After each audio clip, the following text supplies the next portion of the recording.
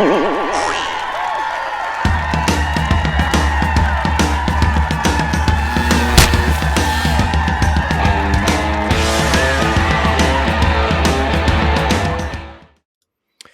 guys, Comic Boom here. Without Jace of the Comic Source podcast this week, because Jace, unfortunately, he's battling COVID. I'm sorry to report. And, so those listening on the Comic Source podcast, it's just going to be me reviewing no less than 15 DC titles. Today, tonight, all by myself. But, a couple of weeks ago, I had a tornado come through my parts here in southern Alberta, and Jace was nice enough to sort of do the entire review by himself. So it looks like I'm doing it here.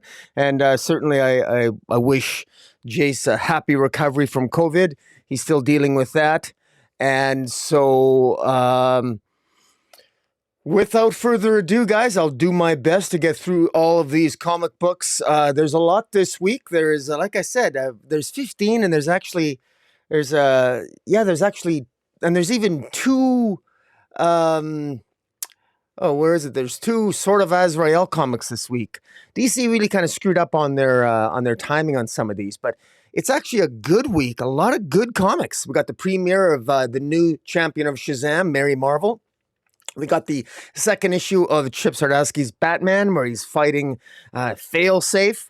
We got the fourth issue of Flashpoint Beyond, which continues to ramp up. We got Dark Crisis number 3, which, interestingly enough, is now... It's the title page I have that I'll be showing doesn't actually say Dark Crisis on Infinite Earths, but that's actually what it is. It's actually the third issue of Dark Crisis on Infinite Earths, since DC's renumbering all of that. We got the final issue of Batman Killing Joke by Tom King and David Marquez. We got the third issue of Poison Ivy by J. Williamson. We've got Black Adam Cyclone, which is a movie comic delving into the origins of Cyclone. That is specifically the Cyclone superhero that will be in the Black Adam movie in this year. And we got the eighth issue of DC versus Vampires. We got Teen Justice Multiversity issue 3, Batman Beyond Neo Year number 5, Sword of Azrael number 1. And if I'm missing something there, I guess we'll just have to get into it. So without further ado, guys, let's get right into this. And the first one being Batman White Knight presents Red Hood. This is one where this one I was really looking forward to. Sean Gordon Murphy has been just doing a great job.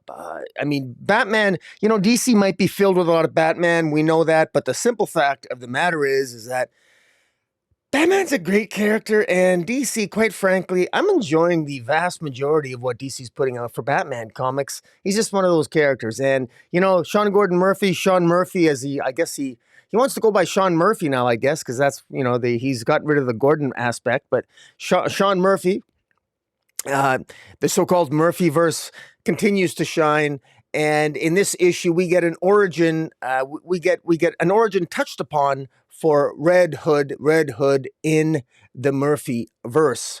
And so, without further ado, one of the things that comes apparent right in this Murphyverse Batman White Knight presents Red Hood. Again, Sean Murphy is the writer. Clay McCormick is with Clay McCormick as Simon DeMille on the art, with Dave Stewart on the colors. One thing that becomes quite apparent here with this is just how some of the things that this does differently in the origins of Red Hood. And just for those of you who don't know, this is obviously going to be, this contains spoilers. And in the formative, we know in the formative origin of Red Hood, in the mainstream DC universe, we know that Red Hood was essentially, that Jason Todd was killed by the Joker and was ultimately resurrected through a ridiculous series of events involving Superboy Prime hitting the wall of reality, leading up to Infinite Crisis. In any event, in the Murphyverse, Jason Todd is not killed by the Joker because he gives up Bruce Wayne's secret identity. and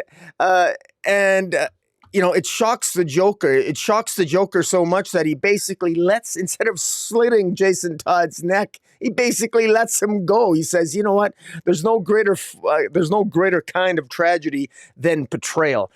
Betrayal. When Batman figures out that you betrayed his secret identity, Jason, the fact of the matter is that that you're going to have a fate worse than death, and it's that shame. Even though Bruce Wayne wouldn't likely have necessarily have cast out Jason Todd for revealing his secret identity. The fact is that Jason Todd guilted himself so much, felt so much shame by revealing in his out of his fear for his life of being killed, possibly being killed by the Joker, and by revealing Batman's secret identity to him.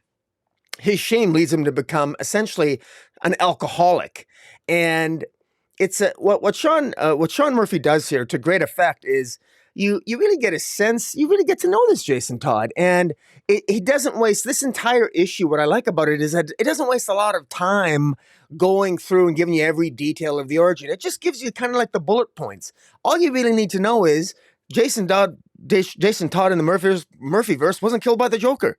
He just quit being Robin.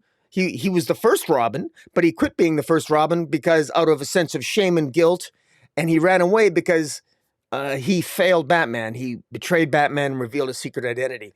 And ultimately, that's why he left the Bat fold. And ultimately, when he ends up, this story is really about Jason Todd making his way back into Gotham City, where he meets a new character by the name of... her name is Gone. She's the new Robin. Her name is Gan, as in gigantic. This sort of this rather large woman, although she's not like fat or anything, but she's sort of like big boned, and she's a wannabe Robin. She's not actually part of the Batman family. She's not, there's Nightwing and there's Barbara Gordon, and Jason Todd, of course, is sort of like the outcast here as well, but he's not in the picture. And when Jason Todd comes back into the picture, this Gan woman, this gigantic, she was called gigantic because her friends bugged her for being gigantic when she was in school. So it kind of became a teaser of a name. She wants Jason Todd because Jason Todd ends up stumbling upon a couple of ne'er-do-wells, and he ends up getting in an entanglement with this Gan woman, and she wants him. She ends up ultimately breaking Jason Todd out of prison, wanting him to help train her to become the best Robin that she can be, because he used to be Robin and he knows a lot of Batman's tricks, and that's ultimately the central conceit of this issue, and it works very well. It works very well. Now it helps this new Gan character essentially try to apprehend this bad guy called Shriek, because Gan wants to make a name for herself to impress Batman to become Robin. Now this is in the past, and this sort of opening issue, this book 1 of Red Hood. This is Jason Todd, a recovering alcoholic, but he's seeing parts of himself maybe a little bit in Gan. Like he sort of finds his second wind by actually, he's inspired by this Gan, this woman this young girl who, not a young girl, I guess she's certainly looks like an older teenager. I'm guessing she's 16 or 17 years of age, and he wants to train her, and but she's not very good. She's afraid of heights, so she can't, she wants to swing. He wants to teach her how to use a grappling hook, and she's not particularly good at using a grappling hook. And she feels kind of embarrassed, and she feels insecure. Maybe she shouldn't even want to be a Robin. And then all of a sudden she sees, she ends up stopping some guys that are robbing a food mart, and Jason Todd sees that she's pretty damn good at throwing a punch and at tackling people, and she realizes that this woman's got a pretty good ground game, and he figures that he's got to train her like Batman trained him. In other words, the key isn't to train Gan to be like him or to be like Batman. The key is to train Gan, focusing on her strengths, and her strengths is a ground game, and that's ultimately what he plans on doing. And that's really how this issue ends. Now, there's a lot of great character work here. There's a great scene between when Jason Todd becomes Jason Todd actually helps with the mugging. That's how he initially meets Gan. And he ends up having a confrontation with Nightwing. And he actually embarrasses Nightwing by giving Nightwing a shot to the head. And then Nightwing ultimately knocks him out. And he spends some time in jail before breaking out of jail. And there's some really good character work here. And I think that people are really going to enjoy this. People who have been enjoying White Hood so far, the White Knight series so far, this is right up their alley. And this is Murphy. Sean Murphy's done a really good job here in terms of making the Murphyverse almost, really uniquely his own. He's done different things with Harley Quinn, with the Joker, with Batman, and Jason Todd is absolutely no exception. And of course, we got this new character, Gan, who is quite very interesting and funny in her own right. And I like this Jason Todd. He's someone who feels a sense of shame for betraying Batman early on, and his relationship with the Joker early on, and I like how Murphy gives enough leeway to the reader that we can fill in the blanks, and he doesn't spoon feed us all the information. We can kind of fill in the blanks along the way. And I got a full compliments to the artist here. Again, the art by I guess Simon DeMeo on the art. It's really good stuff. So Sean Murphy with Clay McCormick on the writing, Dave Stewart on the colors. Really fantastic. The variant covers here are gorgeous as well. I mean, there's 4 covers here, just really gorgeous stuff. And particularly the one, my favorite is the one with Gan, this new Robin. Her first name is Gan. Just really, really gorgeous art and a good story.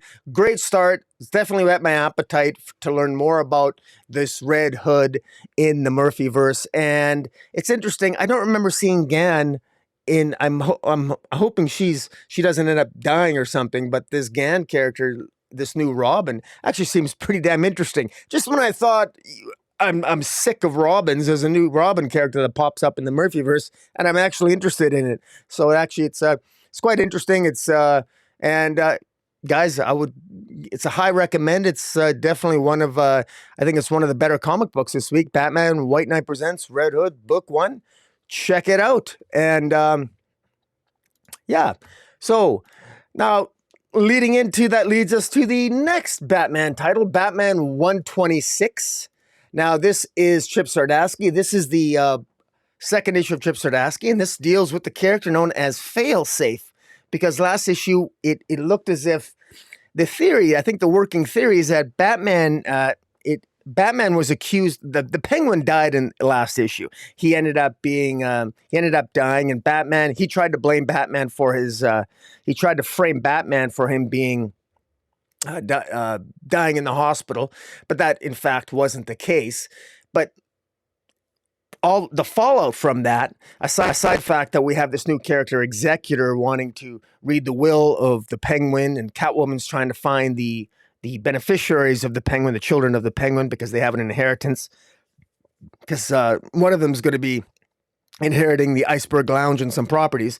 But in the Batman per se, the fallout from the death of the Penguin is that the death of the Penguin appears to have initiated something called a failsafe program, and it's this mechanical creature that is extremely powerful. And what this issue is, I love this issue because Jorge Jimenez on the art here is just fantastic.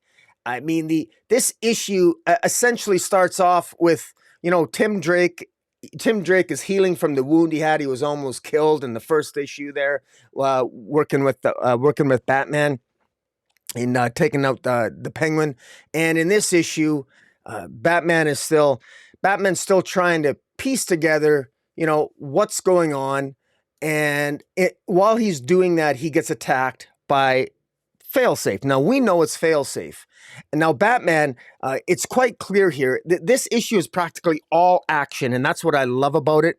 And its narration is Batman is constantly attacked by Failsafe, and this Failsafe is strong, and he's fast, and he's faster than Batman. He's better than Batman. He can't, but yet Batman does an amazing job trying to escape. I mean, Batman is knocked down. He uses his grappling hook. The Batmobile takes off. He grapples out of the back of the Batmobile. The Batmobile pulls him away to safety, but Failsafe is still after him.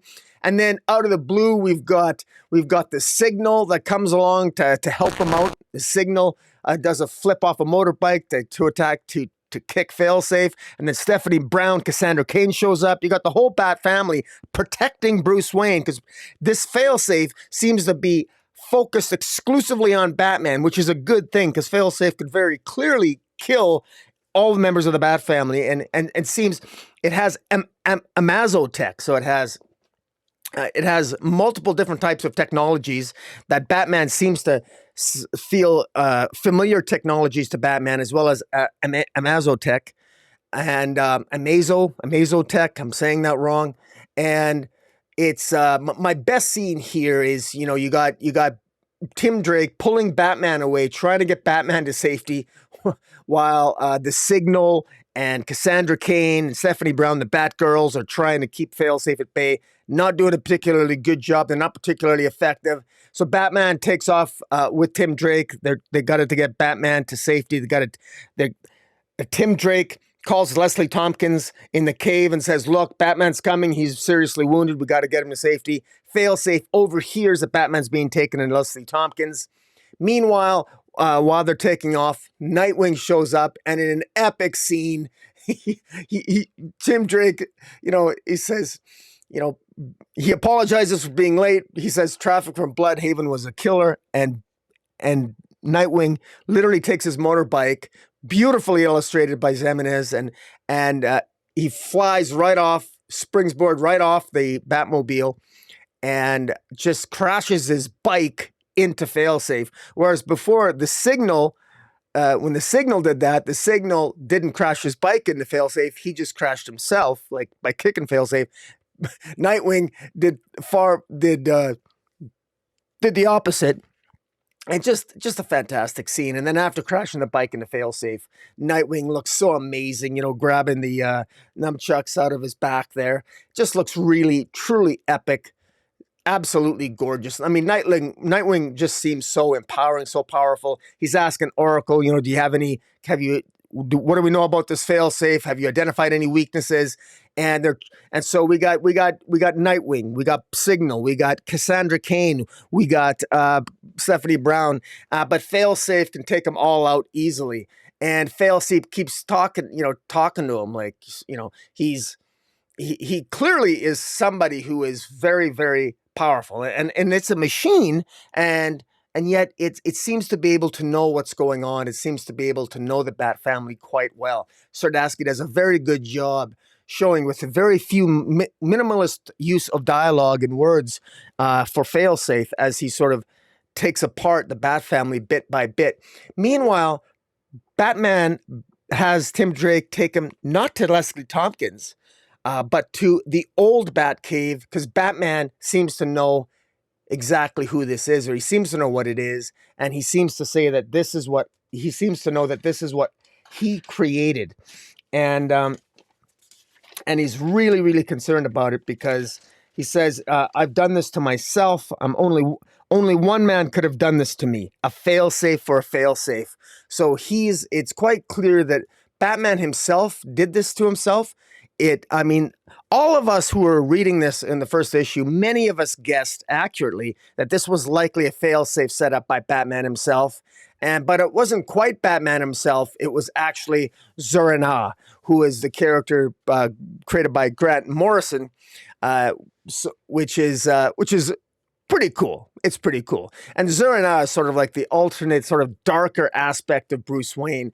Before Batman really had a Bat family and he was by himself, he kind of had all kinds of crazy ideas, as exemplified through the persona and the darker persona of Zur-En-Arrh.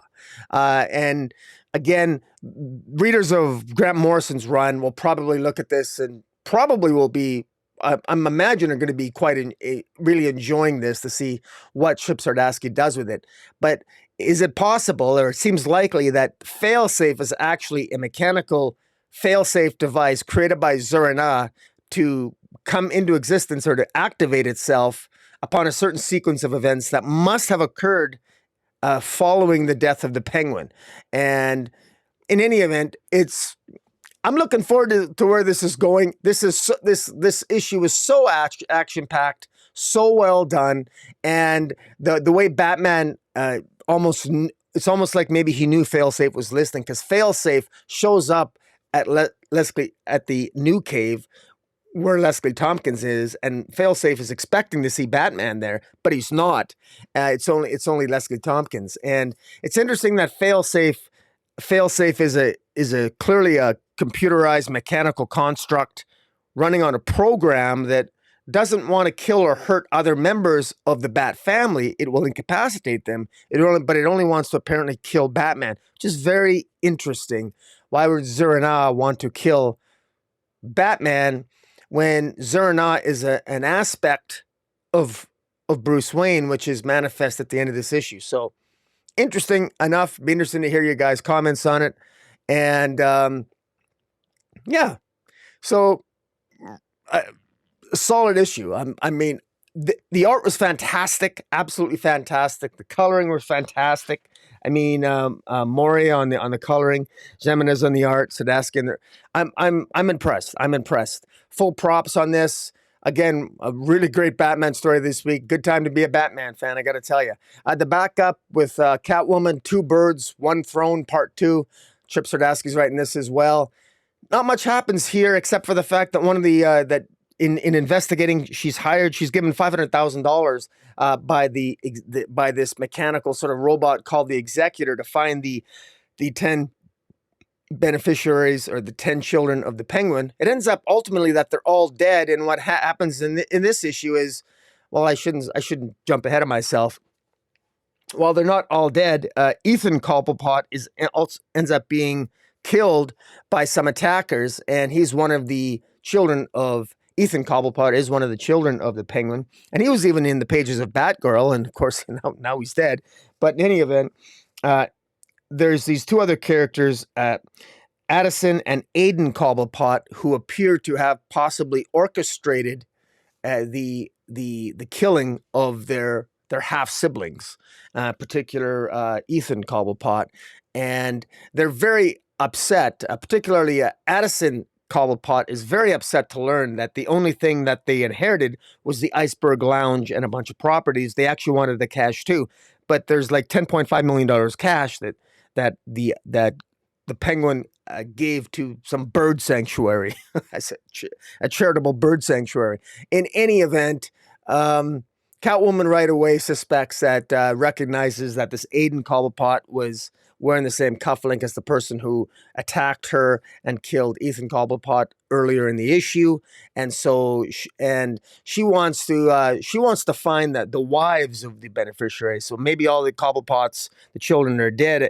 Most of them, if they've been killed or missing, she wants to go and find the wives and to see, and just.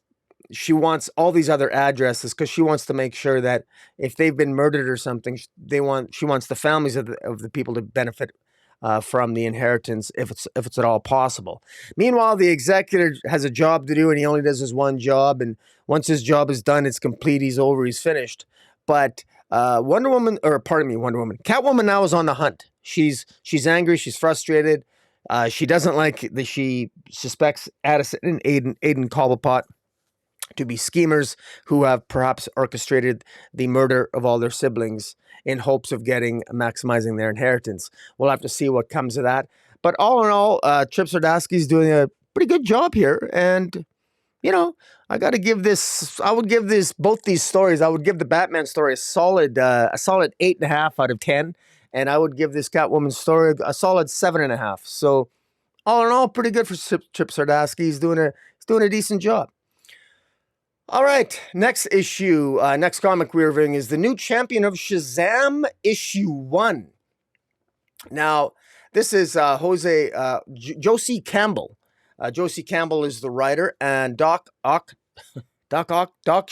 Shaner is the artist. Art on this issue is fantastic. The cover is great. I've always had, I've always had a soft spot in my heart for Mary Marvel, but it's one of those things where, quite frankly, she's not a very common character. You don't really see Mary Marvel around very much, you know. And I should say here that we got a Joshua Middleton cover. It's just absolutely gorgeous. We got the cover A, which is by uh, Doc Shaner. We got cover B, which is by Joshua Middleton, and we have a cover C by.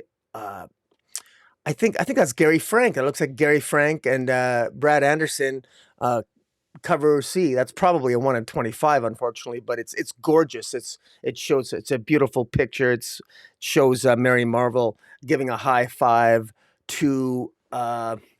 It, it looks like that Marvel character, but it's not. It's actually the character.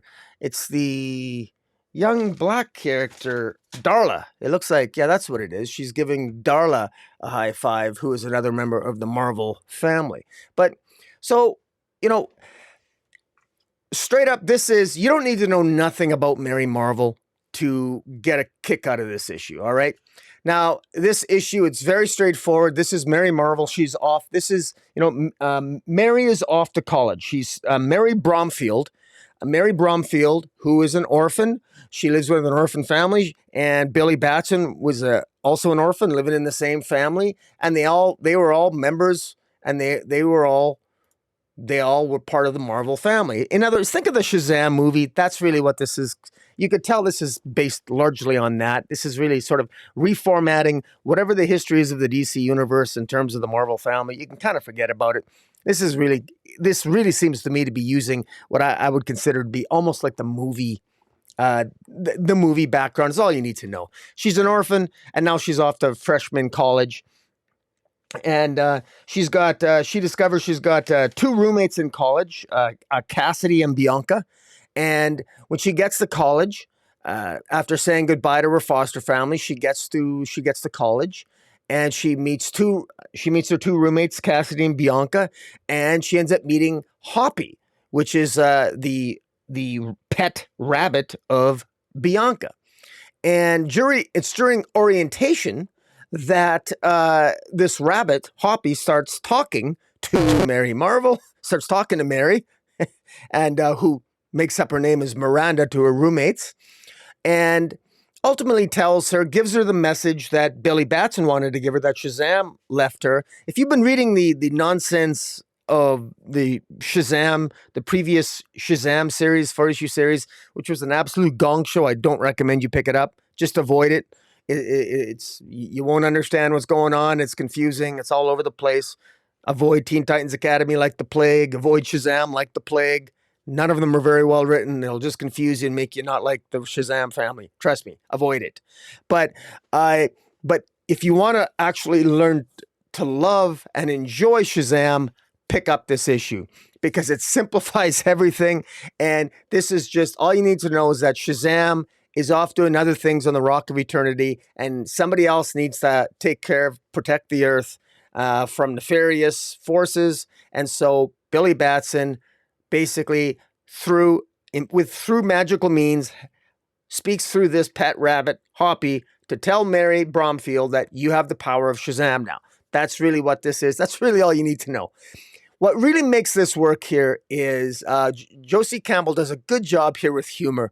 I thought that the dialogue between Mary Marvel and her two roommate friends, Cassidy and Bianca, and her moments of saying goodbye to her foster family, and there's actually a quiet sort of sad moment where Darla is crying at one point. Darla's pretending to be sleeping because she's crying. She doesn't want to say goodbye to Mary because she'll miss her. There's some very touching moments in here, and they really hit home because of the great art of Doc Shaner. Really very, very well done here. And I got a really good sense of the emotion of the character, of the passion of the character, of the fact that Mary, she's excited. It's her first year of college. She's sort of moving away from home. She's away from the orphanage, or away from her, I guess, her family, right? And she wants to enjoy college.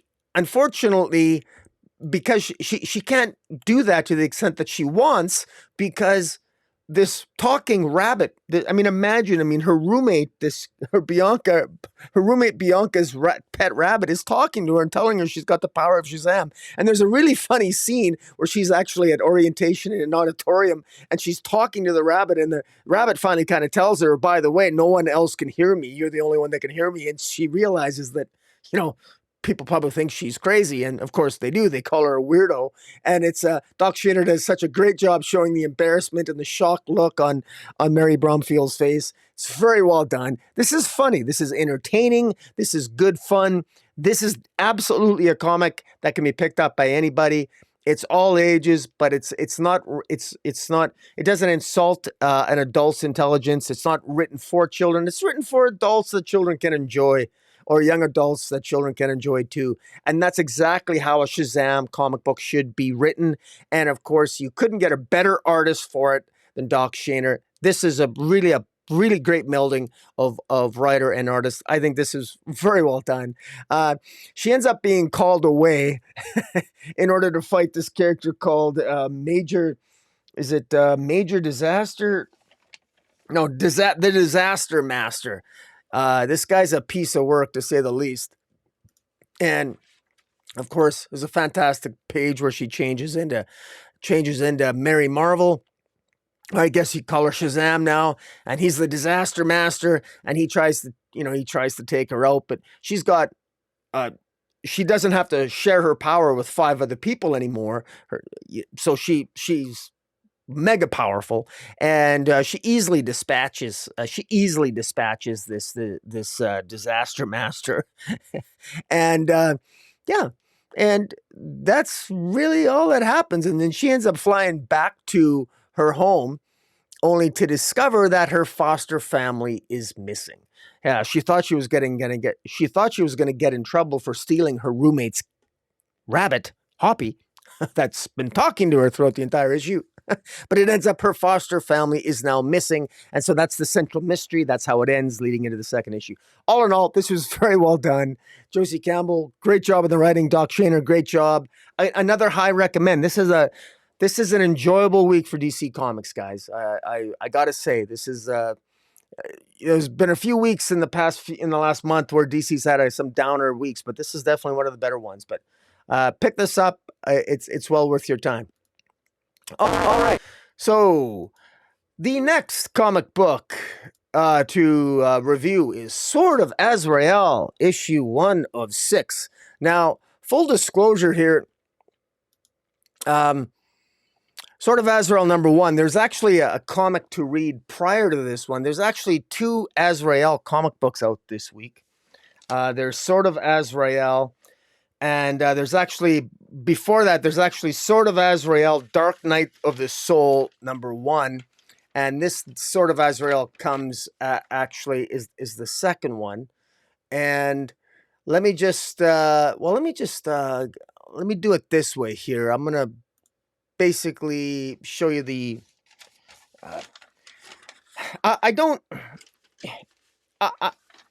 I question whether it was wise for DC to have an Azrael comic book, to be honest with you. I don't know, of all the DC characters that I would have liked to be given some love. Frankly, it's not something. Azrael is not a character that I necessarily care to see. Oh, wow, nothing like fruit punch with a little bit of vodka. It tastes really good. In any event, let's talk a little bit about Azrael. Okay, submit it here. Let's see. All right. Sword of Azrael, Dark Night of the Soul, one shot. We'll deal with that first. All you need to know about this Dark Night of the Soul one shot is that Azrael ends up meeting Azrael is a former member of the cult of Saint Dumas, and he's a knight of the cult of Saint Dumas, and he's had many adventures in that respect. And what's happened with Jean-Paul Valley, the Azrael, is they're now writing him as having Dan Waters is essentially writing him as almost having two personalities. There's the there's the fanatical religious Azrael side, and then there's the Jean-Paul Valley side who kind of wants to leave that life behind. And so it's almost like two personalities almost. It's kind of interesting that way. Although I've never really saw it as, I never really saw them as having personalities, separate personalities before, although it almost feels that way, but it isn't. It's more like two sides of a different coin here. But in any event, what ends up happening in and again in Dark Night of the Soul is he ends up meeting Poor Fellow, which is this woman who is a descendant of the Knights Templar. And the Knights Templar in the DC universe, anyway, the sole reason for the existence of the Knights Templar was to destroy the Lazarus pits. That's why they existed. And I kind of like that. And in fact, I think I'm starting to answer my own question here. I like the fact that this knight that we end up meeting is actually, and again, boy, these things are so long-winded. I think this could be like an 8-page backup, but it's much longer. In any event, this Poor Fellow, she looks gorgeous. I liked her design. And we've seen her before. We've actually seen her before in the pages of Batman Urban Legends, but I think they're taking some of that work out of Batman Urban Legends, and I get the feeling that they're just cramming it in here, which is probably a good thing. But essentially, she's a Knights Templar, and it's her job to go around, and she wants to kill and wipe out all the Lazarus pits. And what she does in this issue is that she actually wipes out an individual who's trying to create Lazarus resin. And if you've been following Task Force Z, and if you've been reading and following multiple DC comics since Future State over the last year and a half, you know that Lazarus resin can revive the dead. And Lazarus resin, of course, is a byproduct from the Lazarus pits. And Poor Fellow, this knight, it's her job to basically destroy the Lazarus pits and kill anyone who wants to keep them. Wants to keep those pits around, and that's ultimately what she does here, and that's what she basically she's willing to die for her cause. And at one point in this story, because I'm just going to sum this up real quick, Azrael wants to, she ends up confronting Jean-Paul Valley, and then he becomes Azrael, and then he wants to kill her because she killed these people that were guarding their Lazarus pits, and she's willing to lay down her life for her cause. And she basically becomes very much Azrael respects her for doing that. She gains Azrael's respect because Azrael is somebody he's having a crisis of faith, and he's got a friend. He's a nurse in the hospital. He's kind of a nurse in a hospital. And he's caring for a sick and dying man, and he's sort of having a crisis of faith. And here he meets this Poor Fellow. Terrible name for a character, by the way. Stupid name for a character. Call her something else. But in any event, this Poor Fellow, this Knight Templar, has enough faith to give her life for a cause, but Azrael refuses to kill her because he's so impressed with her. And she ultimately decides, she ends up disappearing, and she basically says that, there are other Knights Templar like me scattered around the globe. Do you think I'm not the only one? My descendants aren't the only one who of the Templar Knights who managed to survive. Because, of course, in history, the rumor has it that all the Templar Knights were killed and exterminated and wiped out, and that's simply not true. And in any event, this particular one shot called Sword of Azrael, Dark Night of the Soul, essentially ends with Jean-Paul Valley sort of confronting the Poor Fellow, and we're seeing the background of this Poor Fellow, this knight, wanting to find all the Lazarus pits to destroy them. And I like that because we've had Lazarus resin, Lazarus pits, we've got the demon Nezha, and Ra's al Ghul, and Talia Ghul, and we got the importance of the Lazarus pits is really something that's arisen and gained prominence in the last year.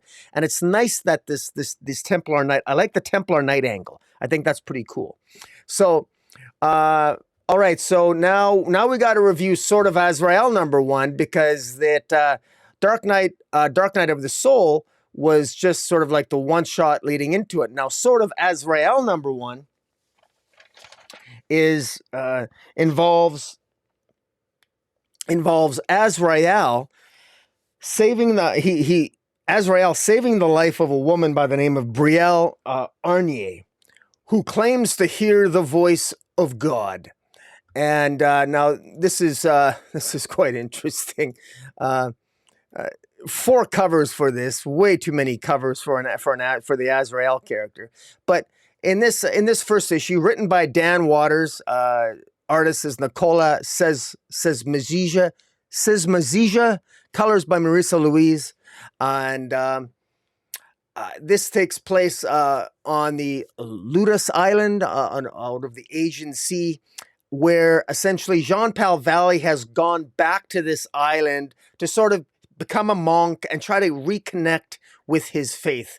And while he's there trying to reconnect to his faith, he noticed that one of the boats pulls up on the dock, and this woman gets off named Brielle Arnier, and she claims to hear the voice of God, and she's been called to the island, and the voice of God essentially told her to find Jean-Paul Valley. And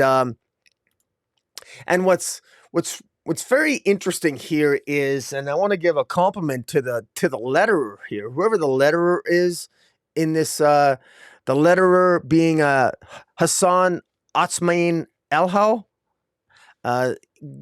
Really good on the lettering, because you could tell by the lettering that there's a one point where Jean-Paul Valley, he's a monk and he's supposed to be non-violent, but he ends up being protecting this girl from one of the men on the boat. Gets a little frisky with her, and he protects her, and he wants to protect her, but he decides not to fight. But there's the voice in his head, the Azrael voice in his head, talking about vengeance. I am Azrael, the avenging angel, but he refuses to listen to it.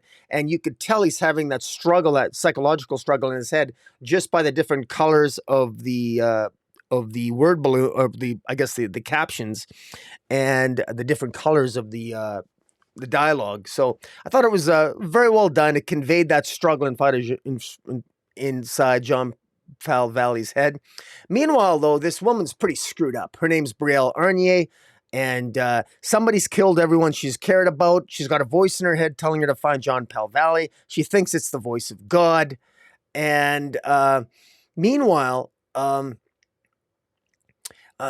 Azrael is surprised by this. Jean-Paul Valley is surprised by this. As far as he can tell, this woman has no connection to him, so he doesn't understand what's going on. He's very suspicious, and he figures that she's a Looney Tune, which is kind of ironic, because Jean-Paul himself is kind of a Looney Tune in a way. He hears voices all the time, it seems, and he's got almost this avenging angel Azrael talking to him in his head. So, but he thinks this woman's Brielle's crazy, and it's kind of funny, to be quite honest. And it comes across that way. And at one point here, writer Dan Waters actually summarizes the narrative journey and the origin of Azrael, and he talks about him originally fighting Bane, and trying to redeem himself in the Batman family. There was even a series called Arkham Map of the World or whatever. There was a series that just ended that Dan Waters just did, where Azrael was in it, where he tried to take out various members of Arkham Asylum. He references his own series. What he doesn't reference is Azrael as a member of Justice League Odyssey, which I think there was plenty of room on the page to reference it artistically, but it wasn't rendered. I think that's a miss. You should have referenced it, because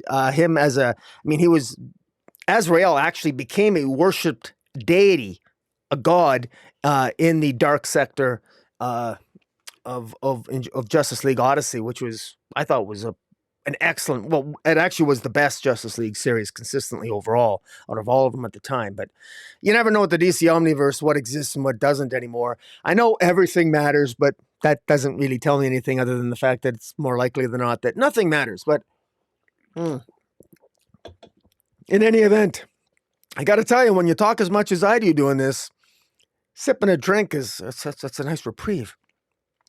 In any event, what ends up happening? What ends up happening is Vengeance. Bane shows up, which is kind of cool because we know Azrael's got a history with Bane. Vengeance shows up wanting the girl, but she wants to actually protect Brielle because she says that they want to protect Brielle because they want to bring her in safely because Vengeance is on a crusade to protect her, to help rebuild the Knights Templar. Now, what's really cool about that is that we already met Sorrow. We already met a female knight in the last Azrael issue. Who, what the hell's her name? Sorrow again? Or, poor fellow. God, I forget that name. We met the Templar Knight, poor fellow, who, was talking about others like her. And this Brielle is apparently a member of is a potential, they need her to rebuild the Knights Templar.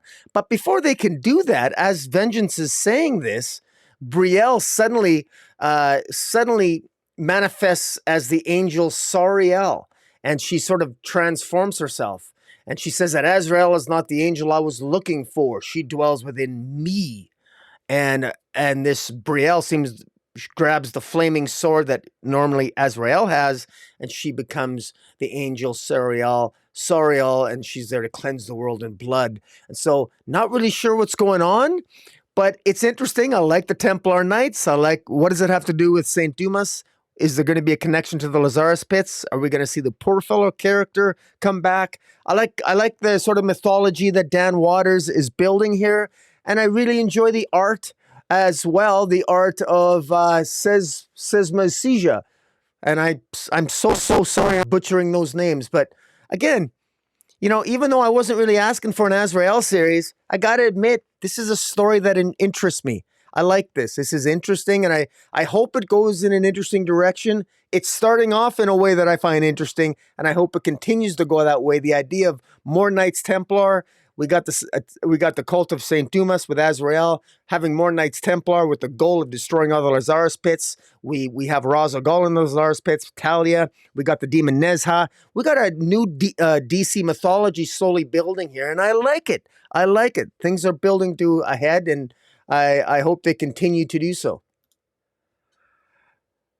All right, continuing on. The next one, we have Multiversity Teen Justice issue 3. I have, I gotta tell you, there's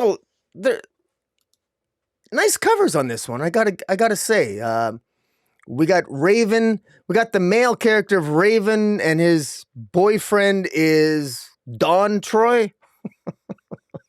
Sorry, or Troy, or not Don and Troy. It's just Troy, I think. Anyways, I'm 53 years old. Okay, and so I have this thing where back in the 80s there was an expression. I'd say that's so gay, but it didn't really mean what it means today. You know, it was just gay. Just meant like I thought it was like dumb. If I said something was gay, it meant it was just dumb.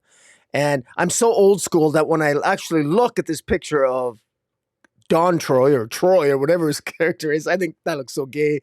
And I mean that, and I just think it looks foolish. But anyways, this actually is a gay character, I think, or in any event, it's a bad joke. In any event, I'm going to give full props here to Ivan Cohen, and Ivan Cohen is I felt that writer Ivan Cohen was sort of biting off more than he could chew a little bit in terms of weaving all these characters together. I thought it actually came together quite well, this issue.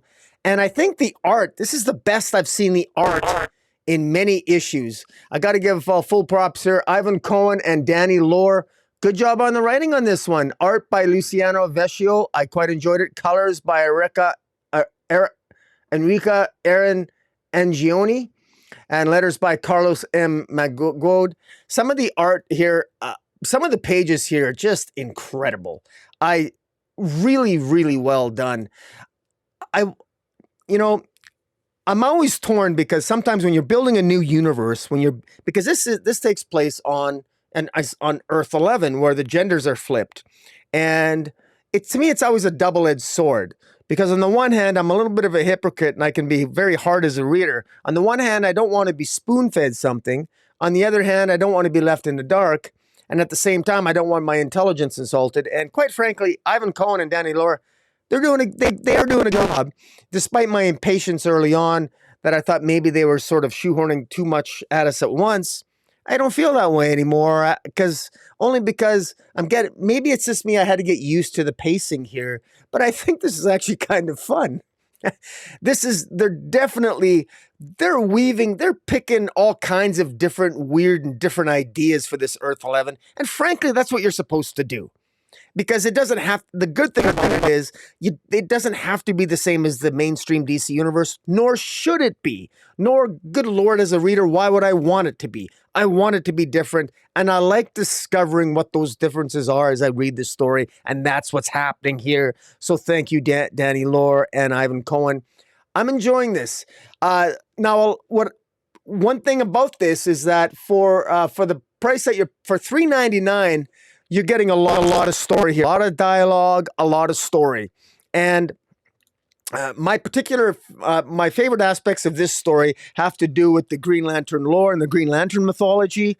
It's an interesting flip on the Star Sapphires and on Hal Jordan, and on how the Star Sapphires are trying to unite, trying to have love overcome fear, and to unite all the members of all the various cores of the emotional spectrum, the Sinestro Corps, Green Lantern Corps, Red Lanterns, the Indigo, Hope, et cetera, all that jazz. They're trying to unite all of those, and it's rather unfortunate. Aquagirl ends up in her searches in this issue, because we know that Sinestro is sort of like the main villain on Earth 11, and Sinestro, the biggest enemy, the biggest enemy against the Star Sapphire's desire to unite all the Corps are actually the Green Lanterns, which are led by Sinestro.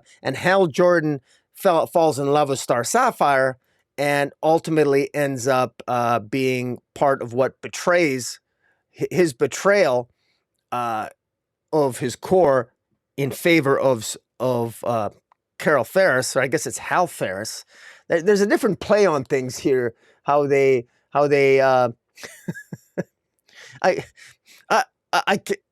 don't want to delay too much in this review, because it's there's a lot to review. Suffice to say, I think it's not Hal Jordan, it's Hal Ferris. But in any event, there's a lot of rich history here, and I actually kind of like the fact that Ivan Cohen and Danni Lore, they're not spending a huge amount of time. They're giving you the bullet points. They're just giving the reader what you need to know to move the story forward. And that's what I like. I mean, you're getting good bang for your buck, and for $3.99, I like that. And the art here is really good. And the Green Lantern Corps, I kind of like the fact of the Green Lantern Corps. They look different. They kind of look like, I mean, they're the angels. They're the jerks and the bad guys of the story. And Sinestro, she just looks awesome. I mean, she looks badass, and I like it. And this is the art, the clean, crisp, pure lines, the coloring, everything is bang on. Again, I'm enjoying this.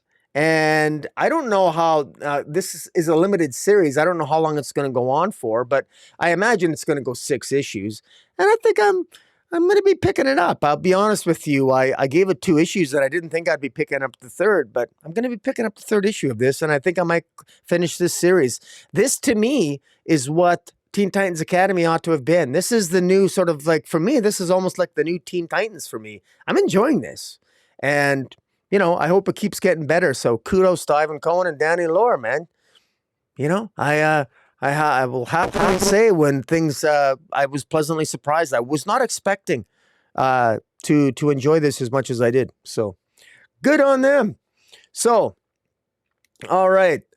So next issue, Poison Ivy. Well, 3rd issue of Poison Ivy, J. Willow Wilson. Now, this one, I have to tell you, the cover here says it all. Happier than ever.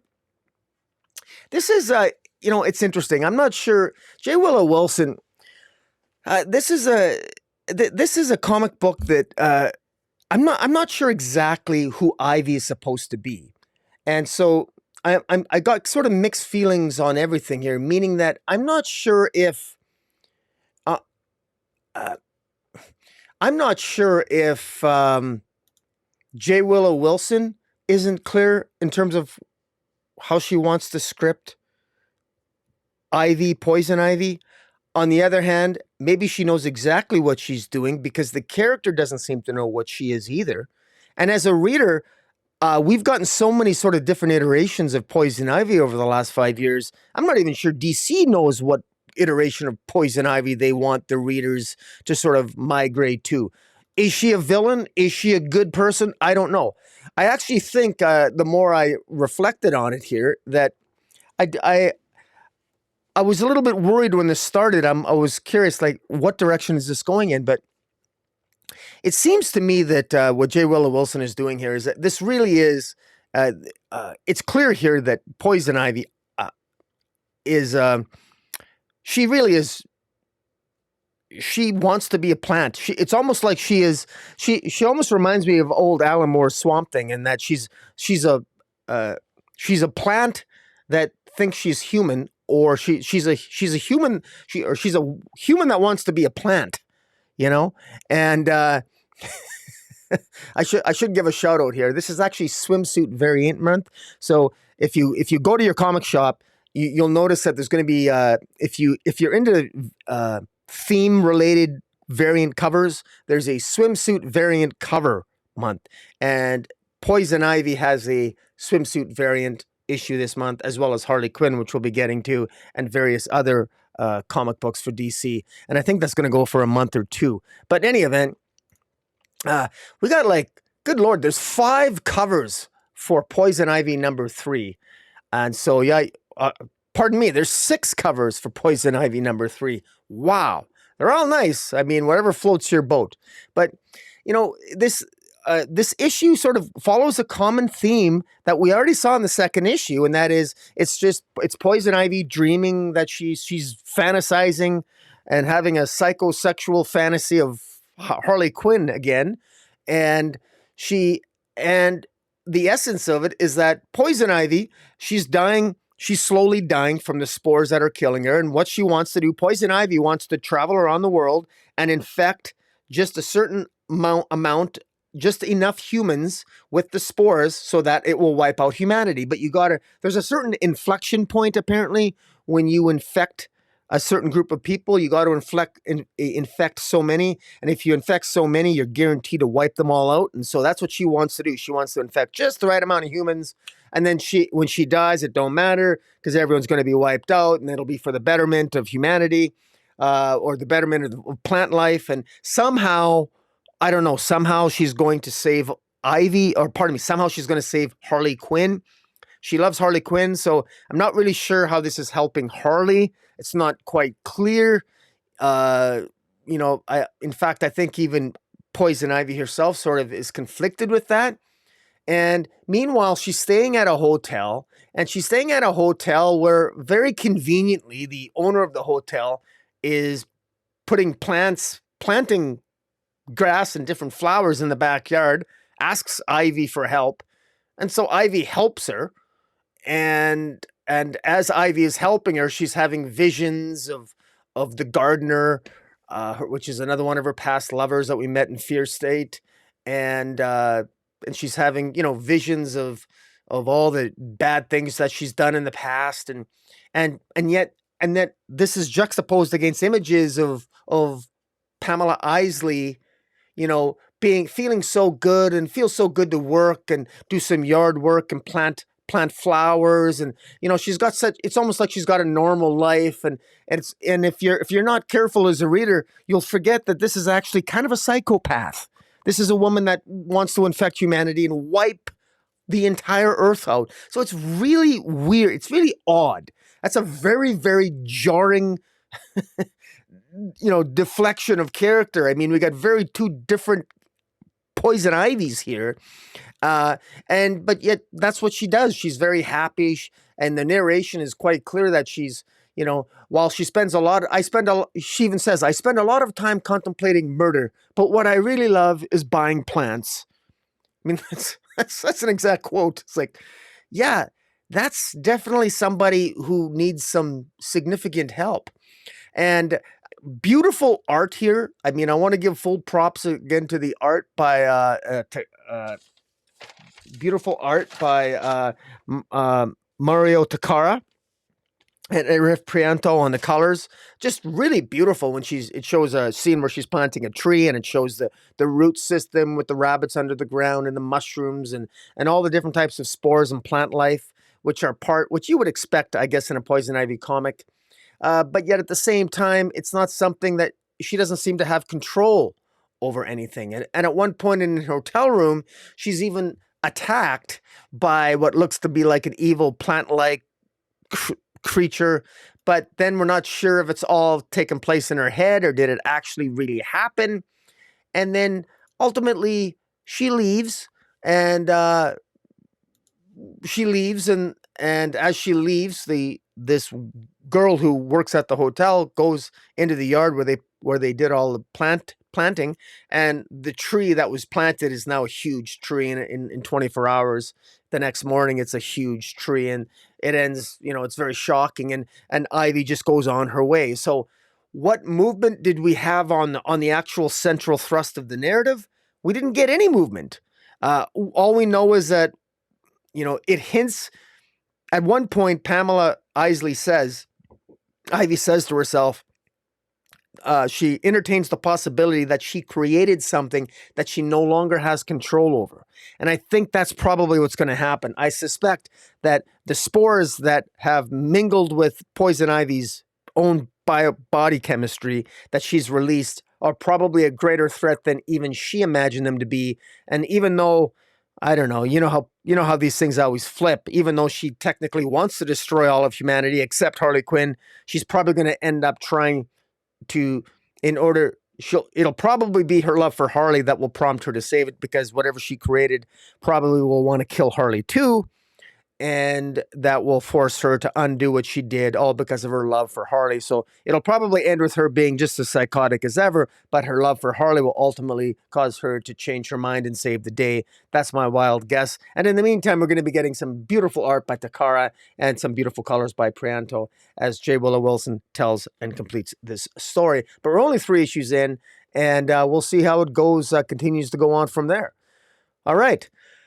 So the next issue we are going to be reviewing is Dark Crisis, number 3 of 7. Wow.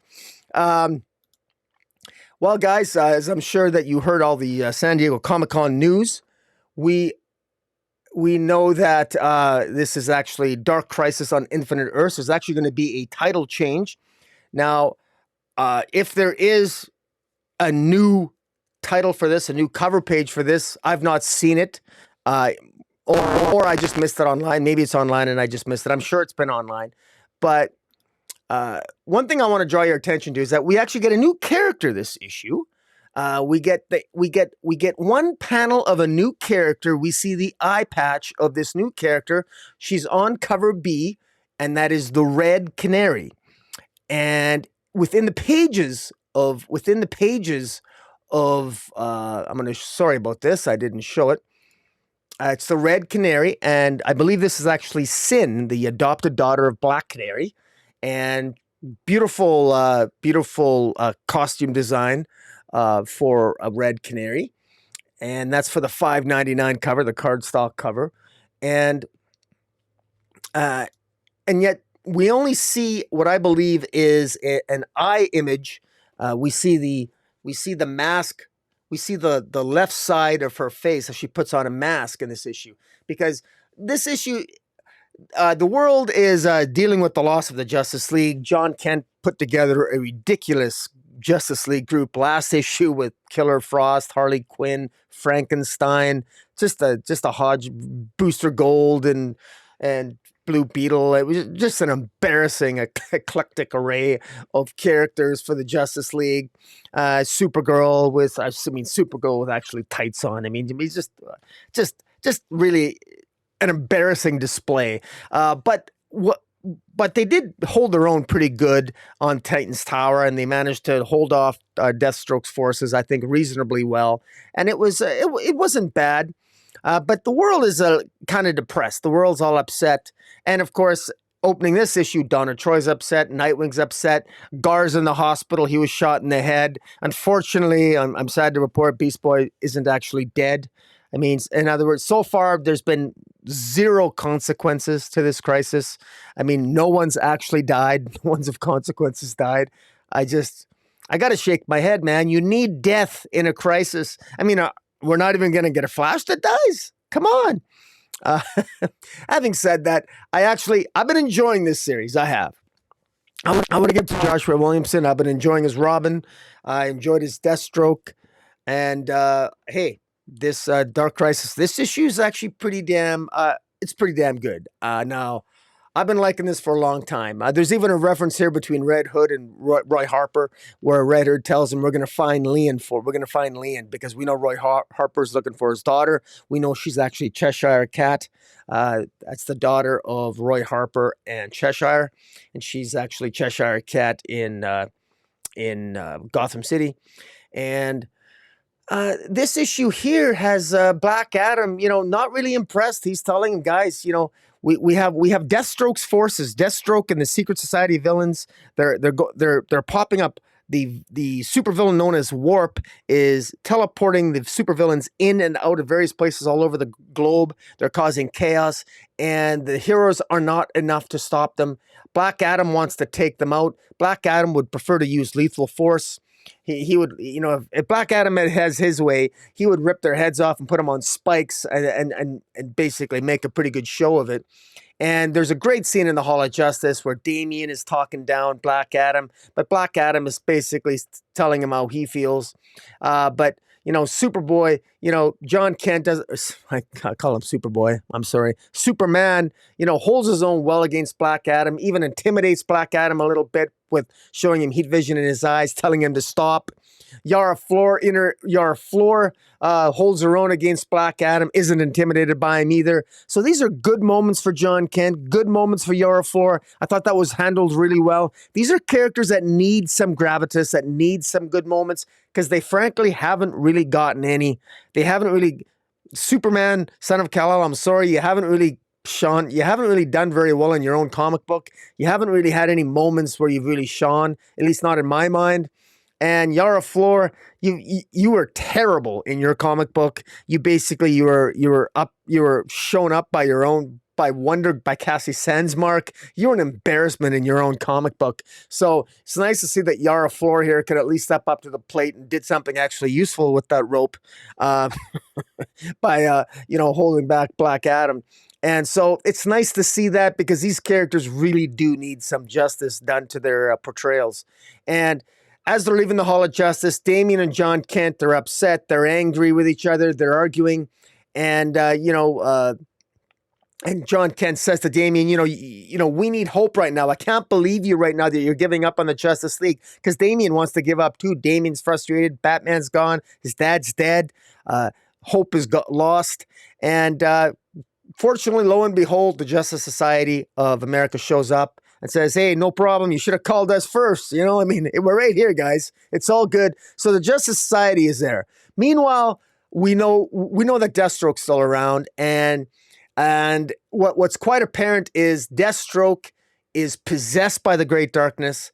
His own daughter, Ravager, is there to try to turn him, to try to talk to him, but she knows she can't reach him, and he basically just explodes with this Great Darkness, and he seems to, whatever has infected Deathstroke, the Great Darkness has been talking to him and causing him to do the things that he's doing. So all the machinations of Deathstroke have been at the behest of the Great Darkness, and I suspect it's been the Great Darkness that's been talking to him, not necessarily Pariah. Pariah only thinks he's in charge of the Great Darkness. Pariah naively believes that he can control the Great Darkness, but as Hal Jordan finds out in this issue, Pariah is wrong, and that's what's interesting about this. So as we meet up with Hal Jordan, Kyle Rayner, Joe Malone, and the rest of the Green Lantern Corps, they're approaching in Sector 666 Ryut. They're approaching the Black Lantern, where essentially they know that they sense that the Great Darkness or something is inside this Black Lantern power battery. Kyle Rayner, Hal Jordan, Joe Malone all go into the Black Power Battery, where they are confronted by Pariah. And Pariah basically tells them that this was all, all the heroes are dead, but we basically we're utilizing them. We know essentially it's confirmed. I mean, we know that they're on their own worlds. And so the heroes are kind of alive, but in a world where they're sort of fulfilling their heart's desire in a world of their own imaginings. But Pariah thinks that they're there to help empower and bring back the multiverse. But as Hal Jordan ends up ultimately being defeated and suffering the same fate as the Justice League, he ends up finding himself coming back. And while Hal Jordan finds himself being destroyed as well, when he comes back, I mean, he discovers that the Great Darkness is not using the Justice League to restore the multiverse. Rather, it's using them to turn them into weapons. And so the Great Darkness is utilizing the power of the Justice League, or their essence, to create a weapon to probably destroy the multiverse, and perhaps more than one multiverse, which is something that needs to be stopped. Hal Jordan ends up suffering the same fate as the Justice League, for only him to come back, and he ends up at this new sector where presumably he is now with this. Essentially ends with him confronting other Green Lantern in what might be his dream come true, or his world without a Green Lantern, or in this case, a world with many Green Lanterns, which is maybe one of Hal Jordan's ultimate dreams of having the perfect sort of Green Lantern Corps. And it wouldn't be complete, this issue, without Black Adam showing up at the end, where Black Adam, in his mind, the Justice League is the Justice League is dead. The new Justice League under John Kent is an abject failure because of what happened at Titan's Tower, and he tries to recruit Lex Luthor and the Legion of Doom. And Black Adam, next issue teases to be Deathstroke versus the Legion of Doom. And so this is pretty good because we got Punchline, Black Manta, Lex Luthor, Vandal Savage, Gorilla Grodd, Scarecrow, Killer Frost. Or pardon me, Mr. Mr. Freeze, not Mr. Freeze. What the hell? I'm not even sure who some of these characters are. There's Cheetah, and there's Sinestro, and there's a whole slew in there. But anyways, all in all, pretty damn good. And the art here, I mean, Daniel Sampere and the art, fantastic. I mean, the art here is really good. Full props here. I mean, I'm looking forward to this. I continue to enjoy this series. I still think I wish it was a little bit faster. No one's really talking about this. I know that no one really seems to care. I do. I love DC. I'm enjoying this, but I feel like I'm a little bit of an outlier sometimes on this topic.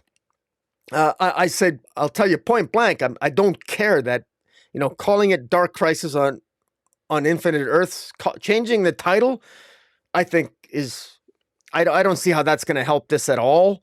I don't need the title change. I'm enjoying the story regardless. But if they want to, if it brings more people into the title to read it, to give it a shot, great. I mean, pull more people in to give it more advertising, more marketing. Maybe they should have done that in the first place. I don't know, but I'm enjoying this, and I hope people give this issue a shot because it's pretty damn good. All right. Okay. So now, next comic is Black Adam, the Justice Society, Cyclone #1. Well, I got to tell you. All right. Now, this is a series of comic books that deals specifically with, it's tied into as prequels to the Black Adam movie. And one thing about this particular issue is, I'm not familiar with the character of Cyclone in the Justice Society.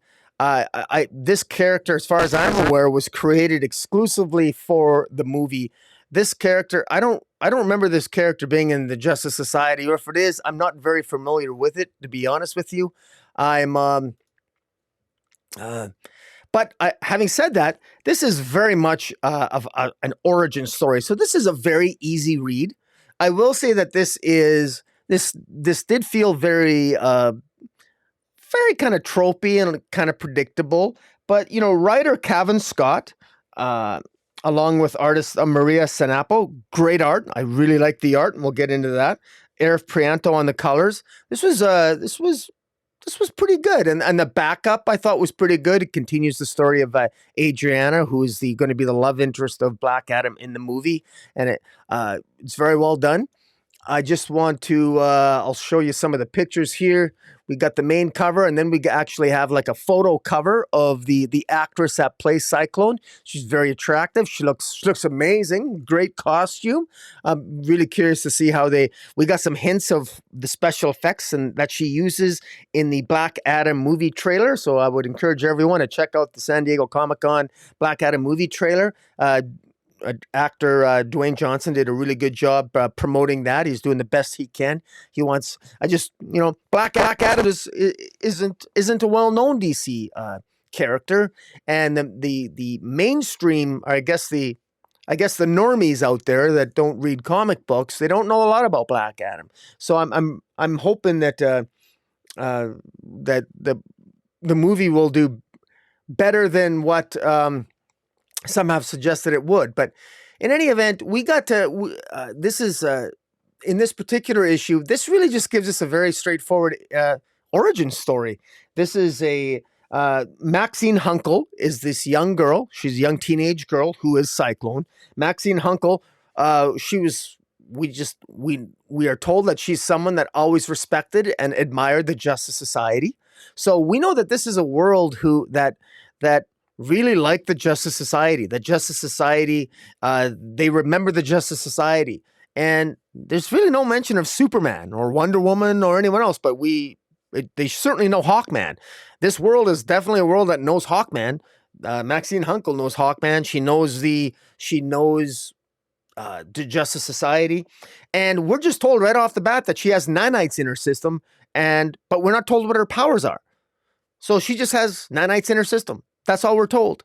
And we don't find out what her powers are. We're shown what her powers are. She doesn't even talk about her powers. She just goes and right in the middle of, she's basically just wandering down the street. And then all of a sudden we see this guy named, I think his name's not even important. He's a guy who suddenly, he's taken a drug called tar. And there's an illegal street drug called tar, T-A-R, that gives people superpowers if you take it. And this guy is addicted to it, and he starts creating chaos in the streets. And she has to go, and Maxine Hunkel has to go, and she uses her powers to basically incapacitate this guy.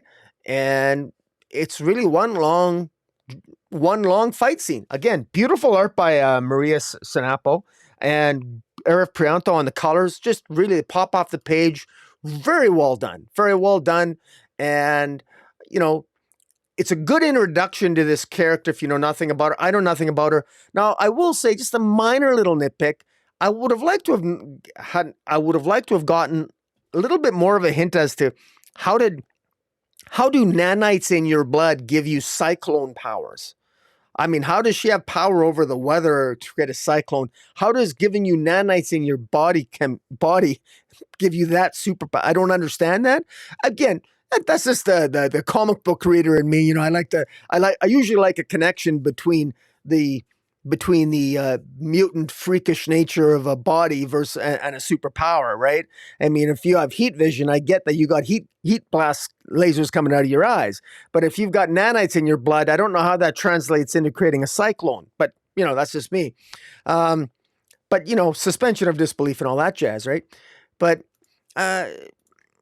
again, this character is the story here is that the person who she defeats this character who I think his name is Isaiah. He has this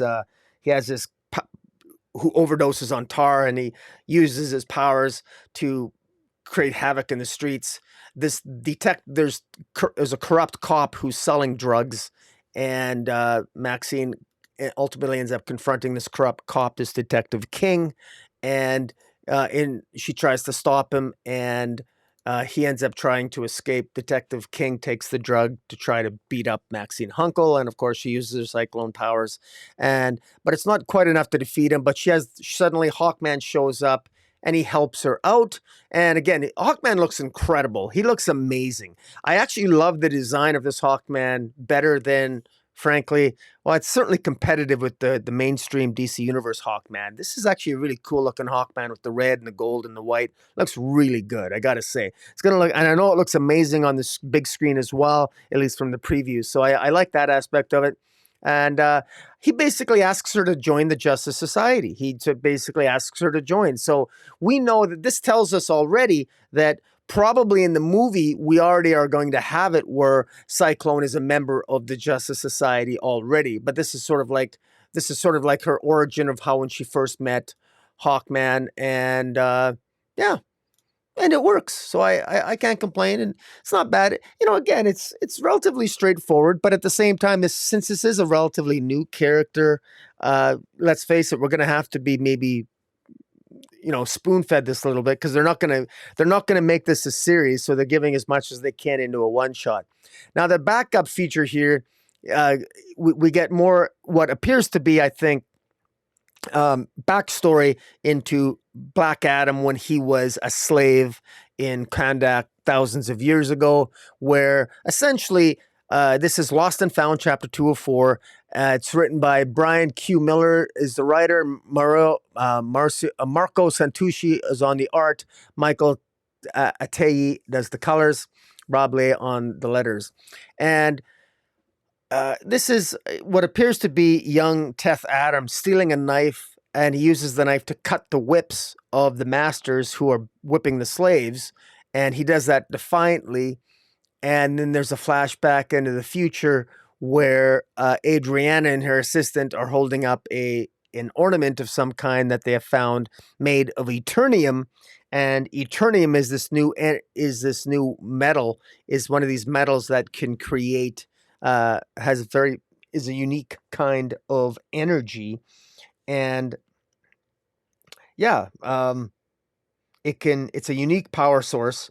And while they're studying this Eternium metal, which is on this artifact, they are attacked by agents of Intergang, and Intergang are the main bad guys in the Black Adam movie. So in the Black Adam trailer, when you see the jets flying beside Black Adam and whenever he's being attacked, you can assume those are Intergang members. And it's also fair to say that the fact that they're using this drug called tar, which gives people superhuman strength, this illegal drug, they're probably it's going to be used as a gimmick to give other people in the movie superpowers in order to give. Unfortunately, I think it's a gimmick, and I think it's really unfortunate. It's a cheap way. Instead of using existing DC heroes, if you're just going to use a cheap drug to give ordinary citizens superpowers in a drug called tar, that's really a cop-out, because there's so many supervillains you could use in the DC universe in the movie. Why wouldn't you do that instead of just, again, maybe they're not going to do that, but why would they introduce a illegal substance called tar that's going to give ordinary humans superpowers temporarily and make them addicted to it, unless you plan on doing it in the movie? I think it's kind of cheap, and it's a cop-out, to be quite frank. I'd rather have them use actual DC supervillains as opposed to ordinary citizens taking a drug that was just made up because a writer couldn't think of anything more creative by utilizing actual DC heroes. Now, that's a fault of Warner Brothers, but then Warner Brothers has all kinds of faults. But Dwayne Johnson proved me wrong, my friend. I hope, but do we have any DC supervillains actually in actual DC supervillains other than Intergang? And if all Intergang's going to be is a bunch of Intergang members on tar, that's a cop-out. That really is. That's a sad, sad cop-out. But I suspect that's what it's going to be, but hopefully the plot will otherwise be good. We'll have to wait and see. But, all right.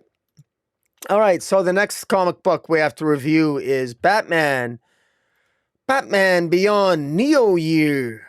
Okay, let me see. Okay, now let's put this up on the screen. Well, uh, I will say this: Batman Neo Year, number 5. This is by Kelly and Lanzing. This is a very sort of common creative team. I got to say that this is actually not as bad as I'm not really a fan of Batman Beyond, so I wasn't expecting much. But this is actually, you know, I actually was worried that this is going to go off on a tangent that I wasn't really all that particularly fond of. But I actually see this kind of wrapping up sooner rather than later, and that's a good thing. I don't think that there's a lot of story to explore with Batman in the future, with Batman Beyond. I've never really been a fan of the concept. It's never really intrigued me. And so the fact that that Kelly and Lanzing have managed to sort of pull me into this is actually kind of props to them, because I wouldn't have otherwise thought that they were capable of doing that. I didn't think any writer was capable of doing that, because I've never been a fan of the character. But, what's happened here is, Terry McGinnis, Batman Beyond, basically the future Gotham is basically one giant computer. It's controlled by one giant computer program that killed the older Bruce Wayne, and now is basically controlling the crime rate, controlling everything. But the people of Gotham don't know they're being controlled, but they really are. They're being controlled, but they don't know that. And even the crime rate, everything's sort of artificial. The computer can control everything, and the sword of Gotham is actually what the computer program is, and the computer program can manifest itself as a villain as any citizen of Gotham. And last issue, Boonma, what a name, Beam Boonma, the the reporter that Terry McGinnis spoke to, she was actually taken over, and she became the Sword of Gotham, because the Sword of Gotham can be anybody.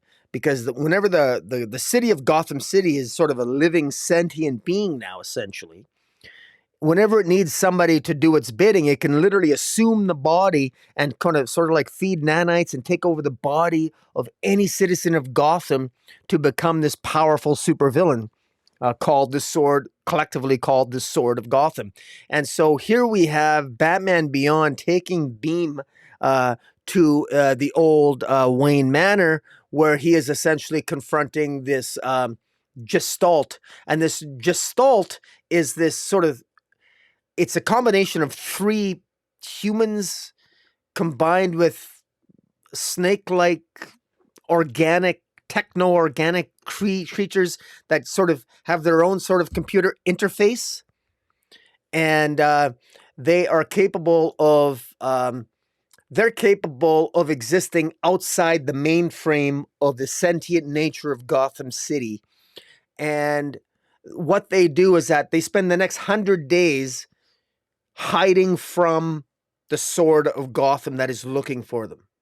So the sentiency of Gotham City is looking for Batman Beyond, but he's hidden in the Batcave with Gestalt, this 3-pronged, tripart computer rogue system that is not detectable by the Sword of Gotham. And they're healing the body of Bean Booma that's been taken, that was initially infected by the Sword of Gotham. And it takes about 100 days for her body to heal. And it's very interesting. And I want to, full props to Max Dunbar on the art here. He does a good job of showing this sort of like the computer nature, the Matrix-like existence of this future of Gotham. And so he does a good job there. And, I like the coloring. It's well done. I thought, I understand the setting that they're setting up here. I'm getting into it, and the dialogue of Gestalt, this sort of like these 3 humans connected to this sort of like cobra-like snakes, computerized matrix entities, are also they have a vested interest in wanting to destroy the Sword of Gotham as well. Although I'm not really sure why. I think maybe it's because they just want to be their own independent computer program, because they are their own kind of sentient life form. So it's kind of interesting that Terry McGinnis is actually partnering with one form of sentient life to destroy another form of sentient life. So that's kind of interesting there, because, is at one point, will Gestalt ever betray Terry McGinnis? Like, is he not? He's sort of, I'm not. It's not clear to me that Gestalt is necessarily on the side of good, but he talked Gestalt into working with him last issue, or a couple of issues ago, and in any event. Meanwhile, this Mr. What the hell's his name? Mr. Lumos is sort of like the bad guy, and he's working with the Sword of Gotham, and he's the bad guy, and he wants to bad guy, evil machinations, corruption, etc., etc. Terry McGinnis ultimately is hiding out after 100 days. He's sitting there meditating and working out for 100 days in the Bat Cave, growing a beard, looking all cool and manly and everything else. And he finally, he checks out. He makes sure that Beam is okay. And she wants answers. And so, as they plan what they're going to do, over a bottle of wine. And they come up with a master plan. And even though they don't really know what the hell it is yet, the good news is that Gestalt has built a brand new suit for Terry McGinnis, and now he's ready to kick some ass, and this is to be concluded. So we got one issue to go. I believe this is only a 6-issue series. It says to be concluded, and so I think that's what we're going to lead to a big epic finale here. And I'm actually looking forward to see how it goes. And this was better than I thought it would be. So again, I would give this out of 10. I would probably give this like a 6.5 out of 10. The art was really good, and it was serviceable. It doesn't blow me away, but it's not bad either. Okay. All right, next issue. We have Andromeda, Aquaman Andromeda, book 2. Guys, I got to tell you that, all the struggles that the Aquaman mythology has had in the DC universe, this is so much better, this Aquaman Andromeda, that this is the best Aquaman story that I've read. Ram V's done such a good job here. Christian Ward's art's been fantastic. This is actually interesting. It's action-packed. There's drama. There's pathos. There's betrayal. There's horror. There's heroism. There's a little bit of absolutely everything. There's violence. There's action.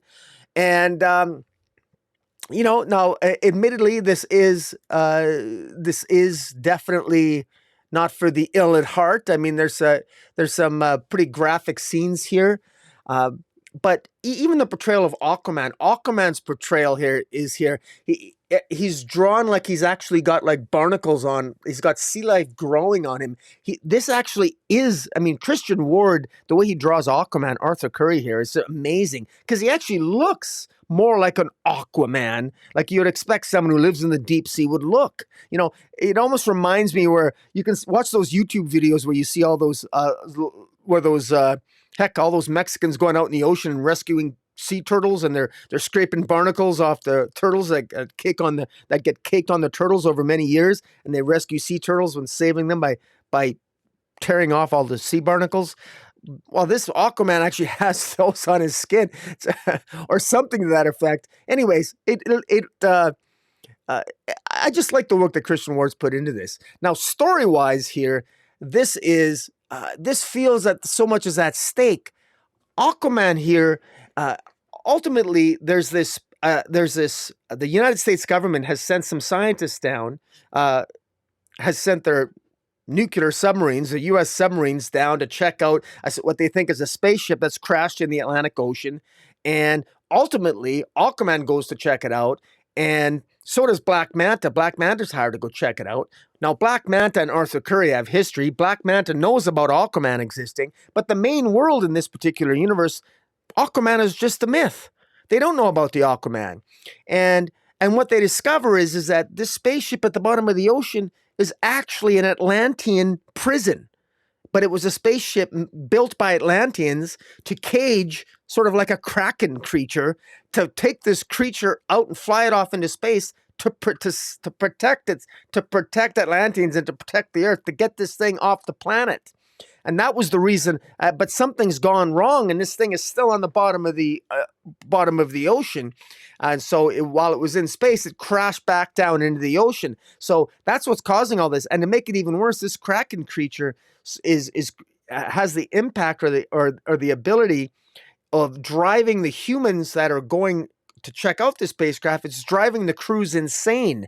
So it almost has that's where the horror element of this story comes into effect, because all the humans on that are checking this out in the bottom of the ocean, this is impacting and influencing their behavior and causing them to act crazy, and in a lot of crazy ways. And that's where all the drama comes in.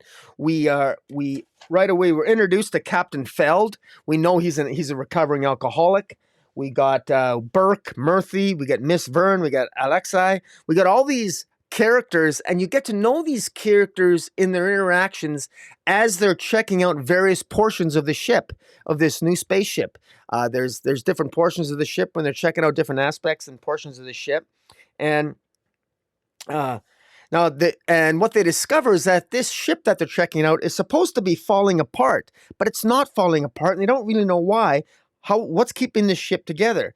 Meanwhile, Aquaman shows up, and he saves one of the characters, Yvette, and he saves some lives, and he basically tells them to get away from here.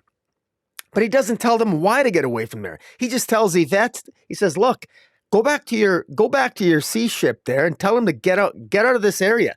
And the reason why he's telling him that is because it's going to affect your crew. This thing is going to affect the behavior of your crew.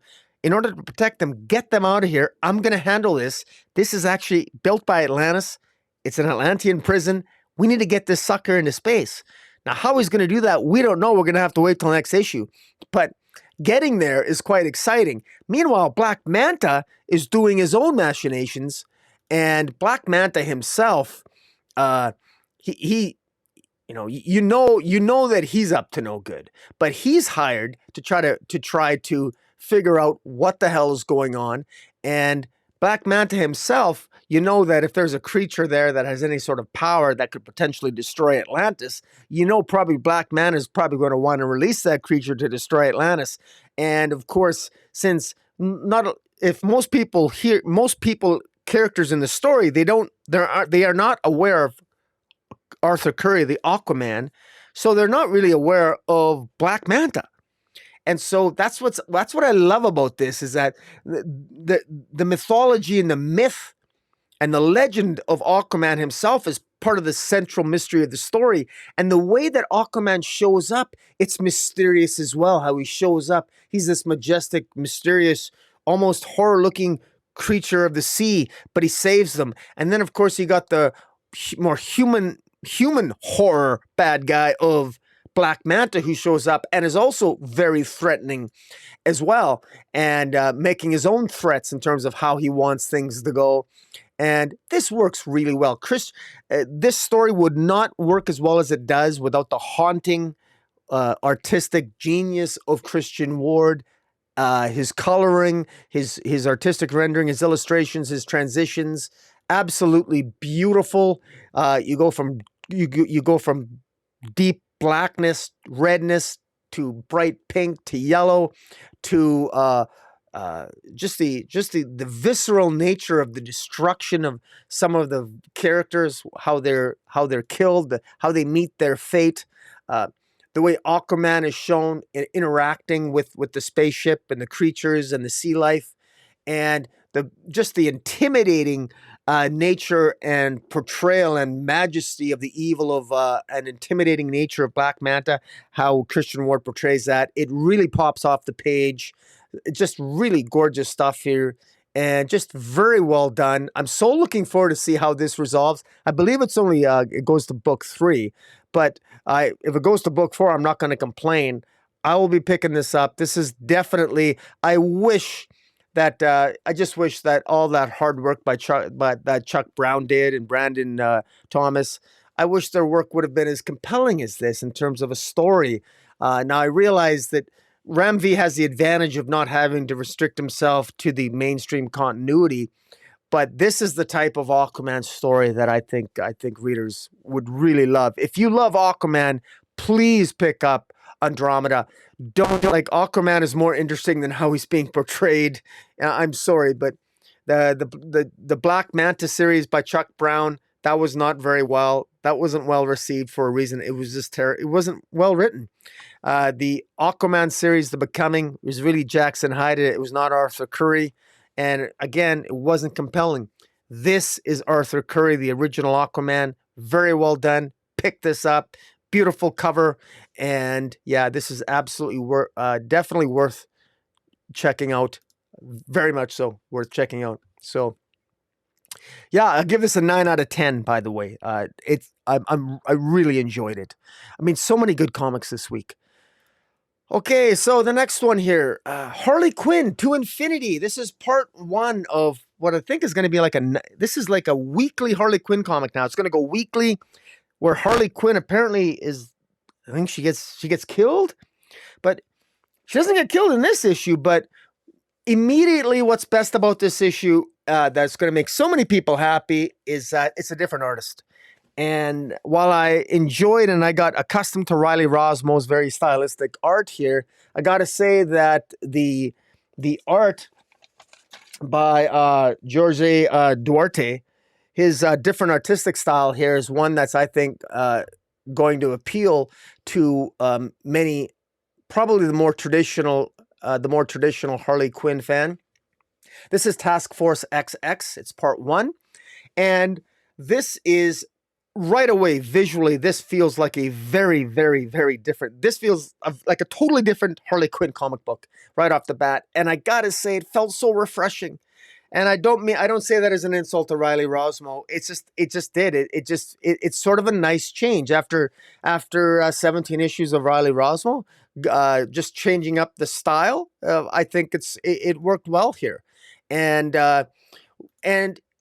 essentially what happens about half of this issue is just Harley Quinn. She's being essentially followed and seemingly attacked by Killer Frost and Bronze Tiger, Ben Turner, and their job is to simply apprehend her and recruit her into Task Force X.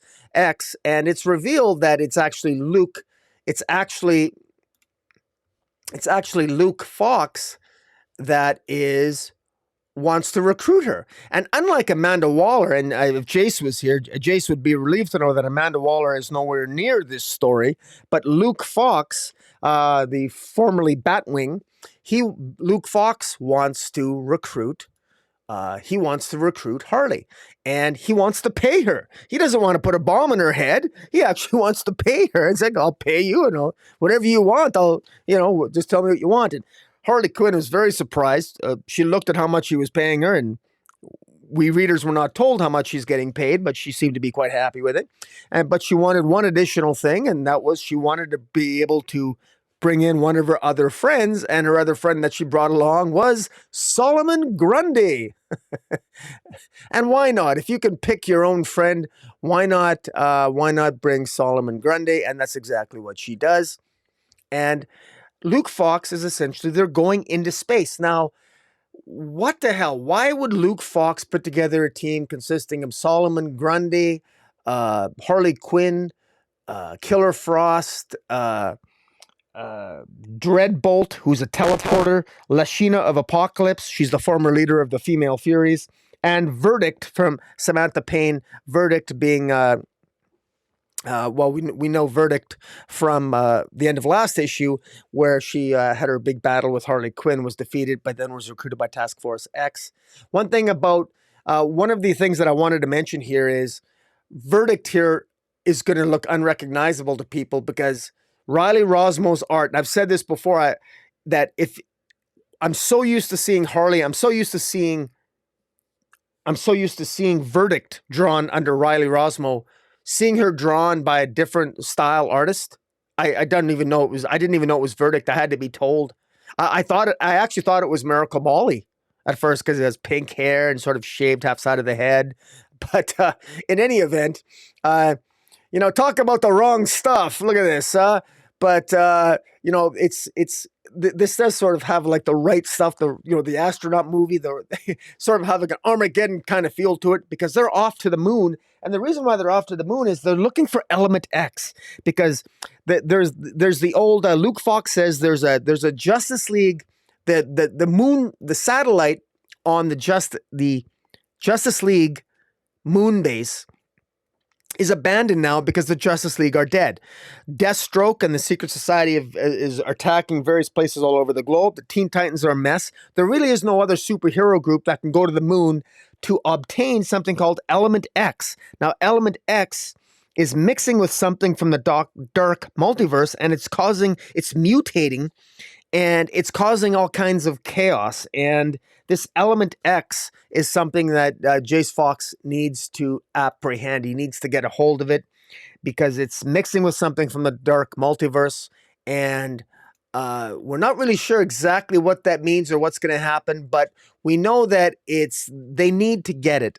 And this issue ends with them ultimately flying toward the moon while a missile is been fired at them to destroy them. And so that's the big suspenseful way in which it ends. Tune in next week to see what happens. And in any event, interesting. It's interesting. I have to say, this is right away.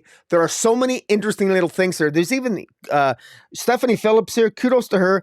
I found this to be funnier than in previous issues. There was an ongoing joke about Harley Quinn smelling. She smells like garlic. She was eating garlic. There's an ongoing joke about how she smells, and about, people were joking her, what's that smell? What's that smell? And Harley would, give some smart aleck response back, and the dialogue and the rapport was good. And I have to say, straight up, this style of art works so much better than Riley Rosmo's. I got to tell you, this art was really, really good. This was the right choice of artist for this kind of story. This feels more like Harley Quinn to me, straight up. And this is a good thing, just a good change of pace. And I'm glad. And Harley Quinn to infinity and beyond. This is the way it goes. So I think that if you're someone that hasn't been picking up Harley Quinn because you haven't enjoyed the stylistic inclinations of Riley Rosmo, check this one out, because I think you'll like the Jorge Duarte's art. And Fajardo Jr. on the colors. They really do pop off the page here, and this is done really well. And I think that you guys will probably enjoy it as being more of the traditional type of Harley Quinn visuals and story that maybe you're accustomed to. I love the adventures in space and the moon base. So Stephanie Phillips, great job, and Jorge Duarte, great job on that as well. All right. Okay, DC Vampires, issue 8 out of 12. Wow. I got to tell you that this is, I love this issue. This, just when I was getting a little bit sick and tired of DCV Vampires. We were getting multiple one-shots and all this jazz, and I was getting really tired of this stuff. I got to tell you.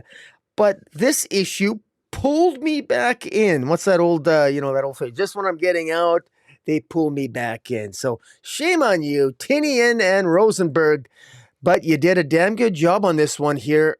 I'm right back to being intrigued in terms of what's going on here, because also I got to mention the covers here. Wow, there's a great cover of Batgirl, looks incredible. Alternate cover, and then an alternate cover with a sick, disgusting looking Wonder Woman as some sort of like vampire creature. Wow. And I got to tell you, the art here by Otto Schmidt and Daniel D. Nicolalo, and colors by Otto Schmidt and Perlingui Casalino. In any event, this starts off at the House of Secrets. John Constantine is bringing Damien and I think that's Frankenstein to the House of Secrets, because or the House of Mystery. The House of Secrets was destroyed, and this is the House of Mystery.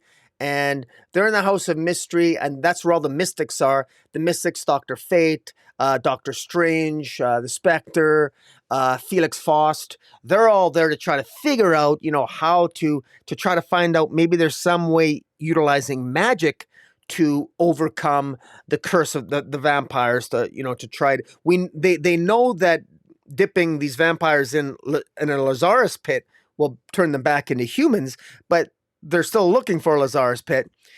Is there a magical way to help out as well? And that's sort of what they're looking in this particular issue.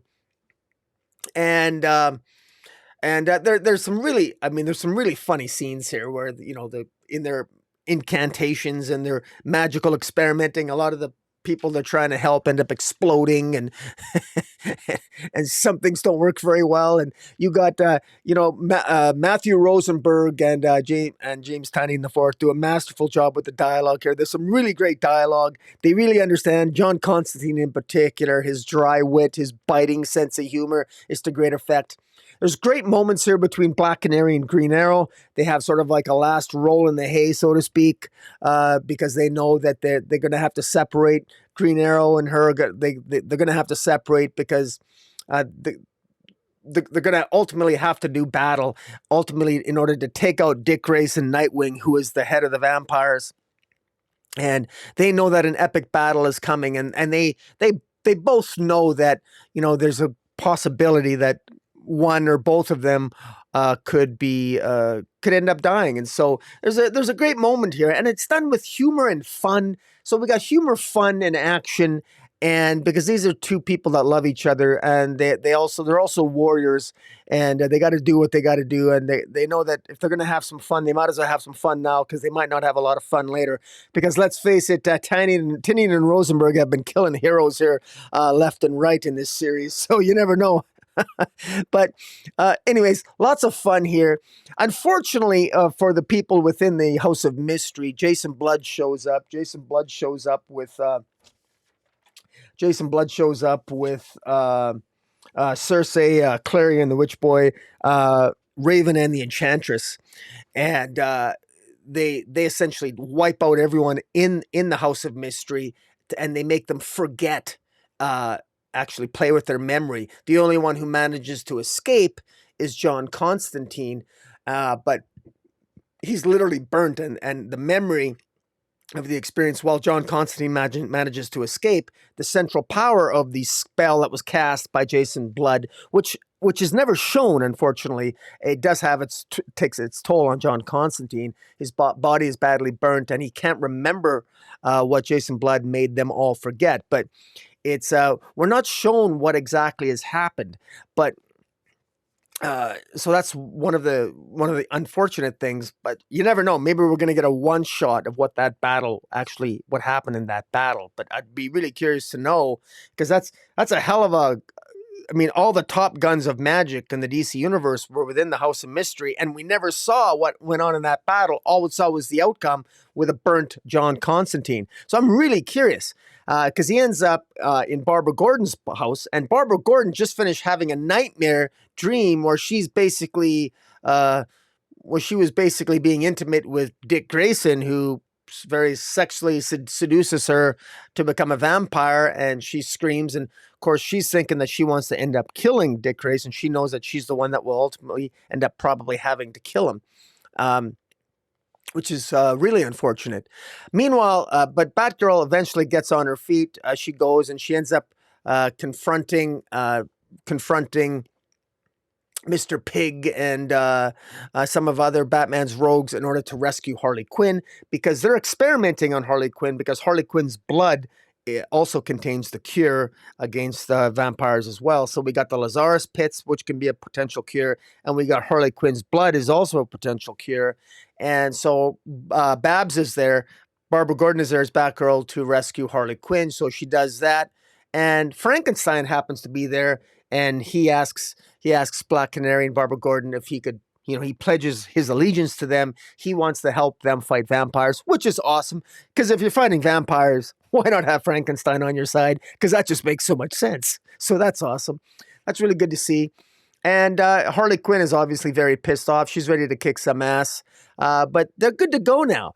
Meanwhile, we also get another great scene. So much happens in this issue, and so much fun. We finally meet up with Supergirl, who is sort of like the master plan. at the end of issue 2 of I think it was DC v Vampires All Out War, Kara Supergirl was basically sort of rescued from oblivion, so to speak, smuggled out to safety in the trunk of a car driven by Jan, who of the Wonder Twins, who's the surviving Wonder Twin, because her brother Zan, or was it Zan, was put in a blender by the Green Lantern in that opening awesome first issue. In any event, so Kara is being Kara still, it needs to be powered up by the sun, but there is no sun. The sunlight is blocked. Now, how the hell the Earth can go without sunlight for so long and not destroy the planet, I don't know how that works, but they must be doing it magically somehow. But they're taking Kara to Australia. And so John Henry Iron Steel is taking Kara to Australia, and Black Manta is trying to protect her as well. And fortunately, they're attacked by multiple sea creatures. And fortunately, Zan shows up because apparently when her brother died, she acquired her brother's powers.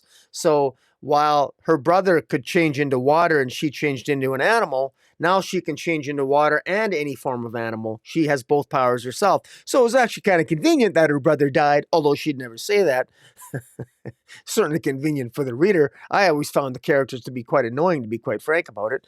But in any event, it's kind of cool that we now have an explanation, because one of the criticisms of some earlier issues is that we saw Zan look like water, like she was forming water, but that didn't make sense to us because we thought she changed into an animal, so that seemed inconsistent. But now we know why. She can actually do both. So now we have Kara, Zan with Black Manta and Steel traveling to Australia. At some point, hope something in Australia will help power up Kara so she can become super powered again. And we got Green Arrow and the Babs and Black Canary presumably heading toward Gotham City to confront the head vampire, Dick Grayson. So, yeah, and that's the end of issue 8 of 12. So things continue to ramp up. I'd give this. I really enjoyed this issue of DCV Vampires. I got to give this one a solid 7.5 out of 10. I like that. I thought that was pretty good. Okay. All right, now next comic, Batman Killing Joke, the final issue. Killing Joke. Batman Killing Time by Tom King. Well, last issue ended with the Clock King obtaining the Eye of Athena. And this Eye of Athena was something that all the various villains, including the Penguin, the Riddler, Catwoman, and this new character called the Help, they were all after this Eye of Athena, because this Eye of Athena was something that was originally acquired by Ra's al Ghul, and it ultimately ended up in his safe of Bruce Wayne, and he put it in a safety deposit box in a safe, and for some reason they wanted to steal it, and Ra's al Ghul at some point must have given it to Bruce Wayne, because Bruce Wayne was sort of like, I guess, his chosen one or something, or was his chosen heir. Originally it was going to be the Help, but Bruce Wayne, he felt, even though the Help was actually better than Bruce Wayne, a better fighter in some ways, according to Ra's al Ghul, Bruce Wayne had an edge, and that Batman was more wild and more unpredictable and just, I guess, better overall. In any event, I got mixed feelings about this final issue. We'll get into it here. First, the covers, the variant covers are really good. I mean, again, you got your pick of the crop here for some pretty damn good covers. This issue, the framing of this issue, it finally comes to it. Over the last 6 issues, Tom King has been sort of jumping between different timelines. He's been jumping back, through various time periods, back 4,000 or 5,000 years to a time of a death of a king, Aegis or some darn thing, which was originally the origin of where this eye originated from. And then in this issue, we get we find out that the person that's actually been narrating everything has been the Clock King.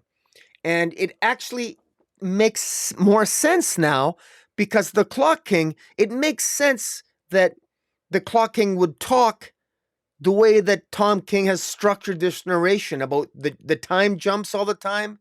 And because the Clock King is very precise in how he plans something, he knows exactly what's going to happen and when, because he's that good at predicting the future and planning. So he can predict almost down to the second, 2 or 3 weeks from now, what you're going to be doing, as long as he's the one that's doing all the planning. And that's essentially what he does here. And it's discovered that it was really Clock King was the one that orchestrated. He's the buyer. We're always wondering who's been the buyer of the Eye of Athena. It's the Clock King. And the Clock King ended up picking up the Eye of Athena last issue. And in this issue here, all of it all plays out at the end. And it starts off, and again, we got multiple time jumps here. It can be a little bit frustrating maybe for some, but it does come together at the end. Reading this multiple times, a couple of times, it was more satisfying to me. And I thought this wasn't actually bad. This is the conclusion, called Time, written by Tom King, art by David Marquez. And it's the Clock King, and he's waiting on a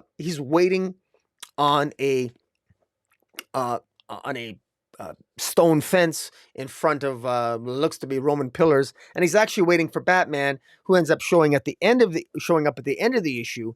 But we get a bunch of time jumps in between this scene and the end of the issue, where we actually see how everything ultimately resolves itself. And boy, is it's complete chaos. It's really what it is. And we discover that it was Clock King that did all the machinations. And it sort of fills in the blanks that we've known about from the beginning. And it's basically been Clock King that's been orchestrating things so that ultimately the Eye of Athena would be free on the battlefield in Morin Park or whatever that was, so he could pick it up. And I'm not sure why he wanted the Eye of Athena. The Eye of Athena makes no sense to own. It really is just a trinket. That's what I don't understand. It doesn't actually. He acquired the eye, but so what? It doesn't do anything. There's a lot of action here. Batman has his hands full. It shows Batman taking out snipers and military men and saving the lives of all the people that were killing each other in the battlefield. It ends up over like 134 people are killed, all from the machinations and the mastermind of the Clock King, who orchestrated everything. And at the end, Batman just shows up. Batman had sort of figured it out from the beginning, and he knew it was Clock King for quite a while. And at the end, he just takes out Clock King. But here's one of the most I think intriguing things, or one of the most I think telling things, which I thought was kind of hilarious. I'm just going to jump to it if I could just find it here. And it's an interaction between Catwoman and the Help. This Help was the Help is this person who's trained by Ra's al Ghul, who was claimed by Ra's al Ghul to be even better than Batman at in most things. And Catwoman takes him out because apparently the Help, who can classify any fighting style, the Help says to Catwoman, he's fighting Catwoman, he says, "My word, woman, that's sensational. I see remnants of Vic Sage and a touch of Lady Shiva, just in the angle below the elbow there. But most of it defies classification. The best I can do is say it's..." But unfortunately, he can't finish the sentence because Catwoman knocks him out. So, in actual fact, the Help, who, despite having fought Lady Shiva, Vic Sage, Batman, he's fought all these people and could easily defeat them because he'd read them. Catwoman is the one person he can't defeat. Now, I say that because we all know that Tom King has an absolute obsession with Catwoman. Catwoman is a character. Every time Catwoman is written by Tom King, she does absolutely everything perfectly. She's taken out the Flash. She's taken out all the Flashes. She's taken out superheroes. She's saved Batman from Bane. She saved Batman from the Joker. She shows up. She's always the one who she cannot be defeated, and she defeats Talia. I mean, it goes on. The list goes on and on and on. Catwoman literally is the Mary Sue in Tom King's universe, but you know, it is what it is. I mean, hey, if you're a Catwoman fan and you want her never to be defeated, don't worry, just have Tom King write her. And we saw the same thing, of course, in Batman Catwoman series that just ended a couple weeks ago by Tom King as well. Catwoman can do no wrong. So I find that was kind of interesting. But it's all good. I mean, the help got what was coming to him, and if it's going to come from Catwoman, so be it.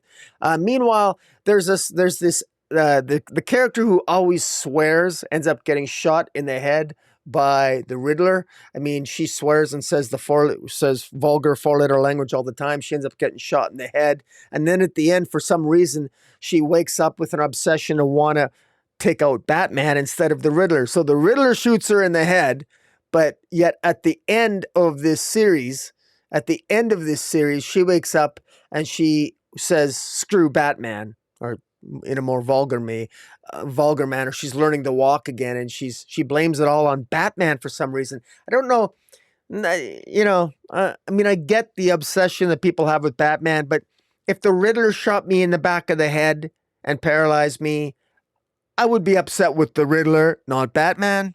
I don't know what that has to do with what her getting shot in the back of the head by the Riddler would have to do with Batman, but there you have it. We got ultimately here, we end up seeing the fate of the Penguin as well. We end up seeing this eye again, this so-called Eye of Athena. It's just not a very big deal. It's just not a very big deal. Batman ends up sitting beside the Clock King, and they have a conversation. He predicts, he knows exactly what they're going to do. Batman captures both Selina and the Riddler rather handily. They end up in Arkham Asylum, and Batman knocks out Clock King while he's giving his ridiculous speech, and he's quoting Shakespeare or some such nonsense. And he knocks him out. Kind of a funny sequence. And yeah, and then Catwoman and Riddler both seem to be acting kind of crazy in Arkham. So yeah, it's different. I didn't mind it. It ends in the final scene shows the Clock King on a jet looking at the Eye of Athena in ironically enough, a scene that takes place in the middle of the story, where he's just staring at the Eye of Athena, which again, I don't understand why he was stealing it in the first place. It doesn't do anything. So I maybe I missed something. People can explain to me in the comments below, or this seems like people wanted to own this just for the. I mean, I could see maybe Indiana Jones and maybe his arch nemesis fighting over this for archaeological reasons because that belongs in a museum, right? Okay, I get it because it's just a trinket. But it's a very important historical trinket and it belongs in a museum. But this really doesn't give you any power. So from a superhero point of view or supervillain point of view, this is what a waste of time. And 134 people died over this. So I can understand Batman being pissed off, but why did Bruce Wayne make such a big deal out of it, putting it in his safe? Like, this thing is just nonsense to me. Give it back to Ra's al Ghul. Why'd you give me it's a piece of cement that's shaped like an eyeball. It's ridiculous. Anyways, maybe I missed something, but I have to read this for a third time, but whatever. But anyways, it's not bad. I don't mind the 6 issues. It had some fun moments, action-packed, and it just goes to show you that people will fight to the death over the most ridiculous of things. So, but, it is what it is. It's fun. It was a fun issue, and Clock King got his comeuppance, and I enjoyed myself. I think this is one of the... I think that most people, even if you're not a Tom King fan, I am a Tom King fan for the most part. I enjoyed it for what it's worth, but I know a lot of people who are not, and I think they'll probably enjoy this more than most of his stuff. But you never know. We'll have to wait and see. Okay, now, finally, we're getting to Flashpoint Beyond. Flashpoint Beyond, issue 4. Wow. This is a Flashpoint Beyond.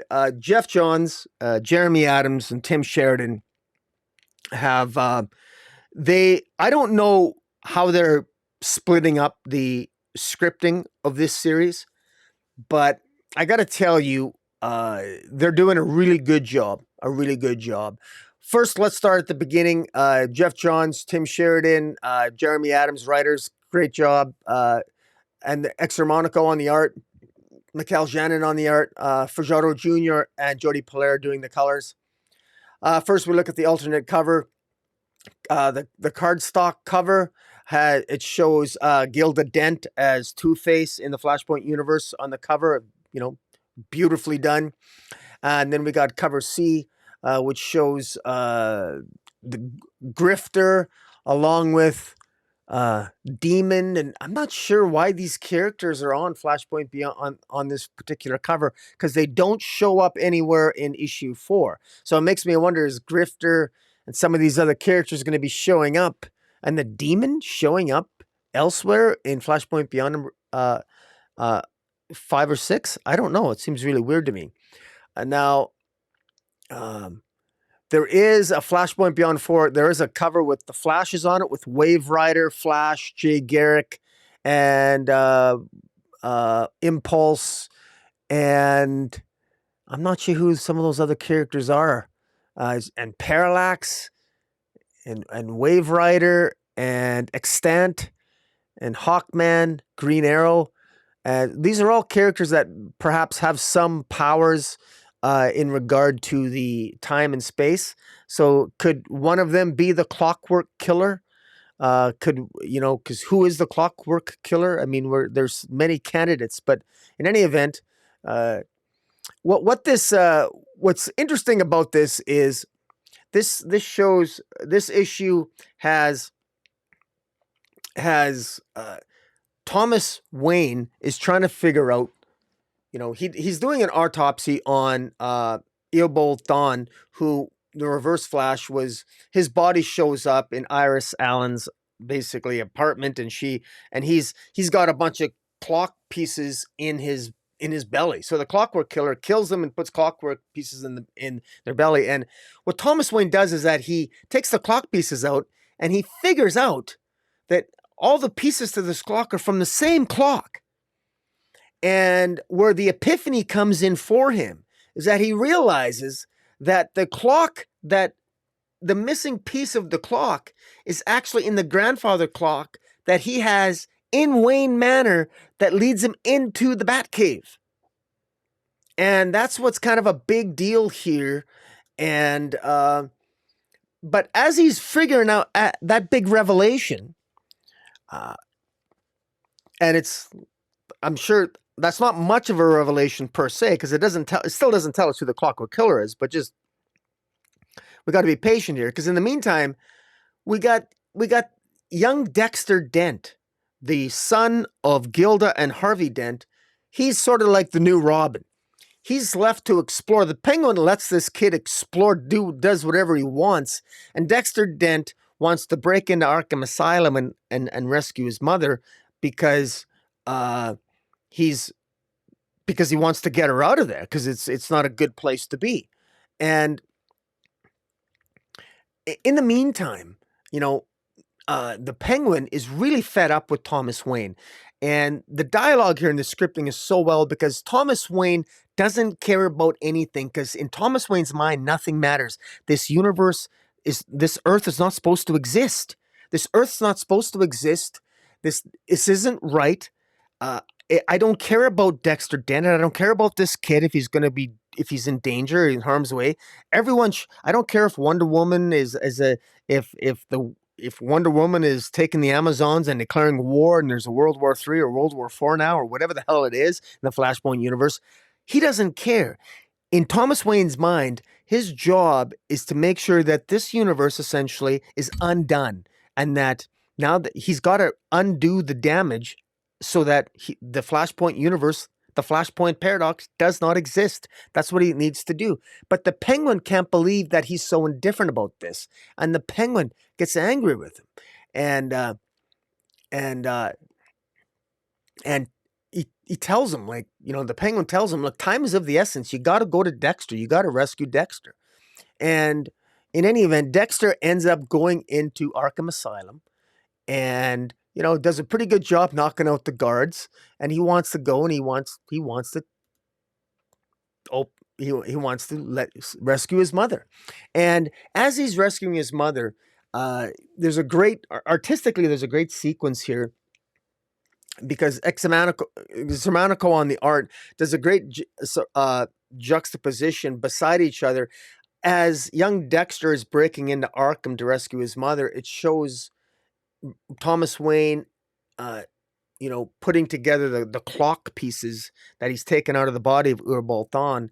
And as Dexter discovers his mother and rescues his mother, Thomas Wayne is putting together the pieces as to who is the Clockwork Killer. What does all this mean? And it becomes clear. It becomes clear near the end that Thomas Wayne, he says it's impossible. He says, if I'm right, if this means what I think it does, it's impossible. And he goes and he looks for the missing piece of the clock in his own grandfather clock. And just as Dexter himself is,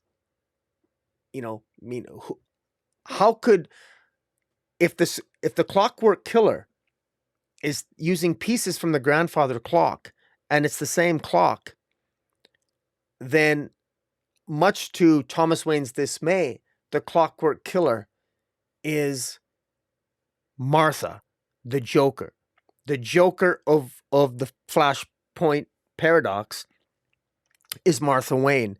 And because only Martha would know the pieces of that particular clock. And so you got to wonder, but does this mean that Martha Wayne, who is the Joker, that she's the Clockwork Killer? Because I didn't think, she's not a genius. I mean, she's not somebody who's an expert on space and time that I'm aware of. I mean, although I suppose she could be, but how could she be? That doesn't really make a lot of sense. And meanwhile, we have Bruce Wayne in our Earth trying to figure out exactly what is going on, and what Bruce Wayne ends up being told by Corky. I think what is it? Corky Baxter? What's this kid's name? This one of these members of the Time Masters. He says, "Look." He says to Bruce Wayne, "There's so much you don't know about your own mother that even Thomas Wayne would have discovered, but she had died. But she's alive in the Flashpoint universe. Martha Wayne is alive." And so Corky Baxter is telling Bruce Wayne, "Look, you actually don't know something about your mother. That there's secrets that you don't know about her. Now I got to wonder, well, is Martha Wayne, was she secretly a genius? Did she have an IQ of 200 that she knew the secrets of space and time? What is it that we don't know about Martha Wayne? If Martha Wayne had lived in the mainstream universe, had Martha Wayne not been killed by an assassin's bullet, along with her husband Thomas, would Martha Wayne had grown up to become a villain? What was the secret of Martha Wayne that is now going to be revealed? And presumably the Martha Wayne might be similar to the one that is maybe in the Flashpoint universe. The Flashpoint universe, Martha Wayne became the Joker. Would Martha, had she lived in the mainstream universe, would she have become something akin to a Joker as well? Would she have become insane? What are the other secrets of Martha Wayne? What is it about Martha Wayne that is so secretive? The secret of Flashpoint Beyond is what is teased for next issue.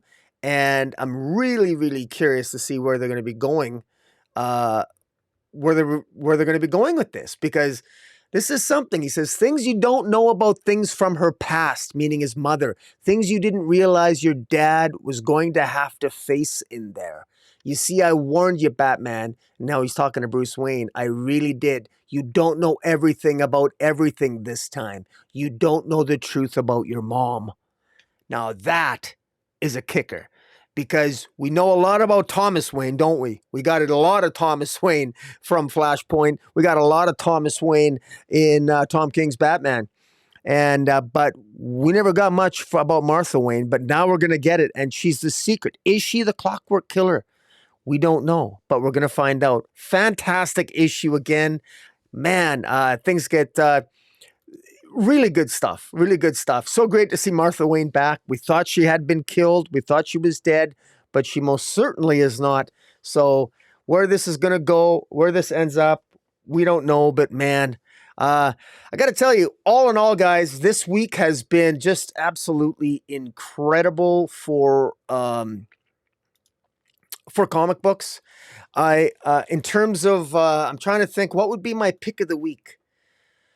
What would be my pick of the week? I gotta say, man, this is tough. This is tough. I think I would probably. Oh man, we're gonna have to have a tie here. I really enjoyed. Man, I would probably give Flashpoint Beyond just the win. I would give Flashpoint Beyond. I loved it so much. I give it a 9.2 out of 10. I would follow that up with Batman, which I would probably give a solid 8. I really like Batman with Failsafe, those action sequences. Followed by DC v Vampires, issue 8 out of 12. And I would then go with Dark Crisis in 4th place, followed by the new champion of Shazam in 5th place, and Teen Justice, followed by Batman Killing Time, Batman Neo Year, Poison Ivy, and Black Adam Cyclone. Man, it was a good week for DC Comics, guys. Really good week. And again, I'm sorry that Chase wasn't here, but I encourage you all to check. I hope you check this out. If you can either check this out on my, if you don't check it out on my YouTube channel, Comic Boom ! Check it out at the Comic Source Podcast. You can hear that at the Comic Source Podcast. I apologize for those listening on the Comic Source Podcast. You're only hearing my voice. Chase isn't around, but I wish him well. We should all wish him well. He's recovering from COVID, so wish him well. You can leave comments below to that effect. And if you have, let me know what you guys think about the comic books this week. I think there were some really great ones. What was your favorite and why? Let me know in the comments below.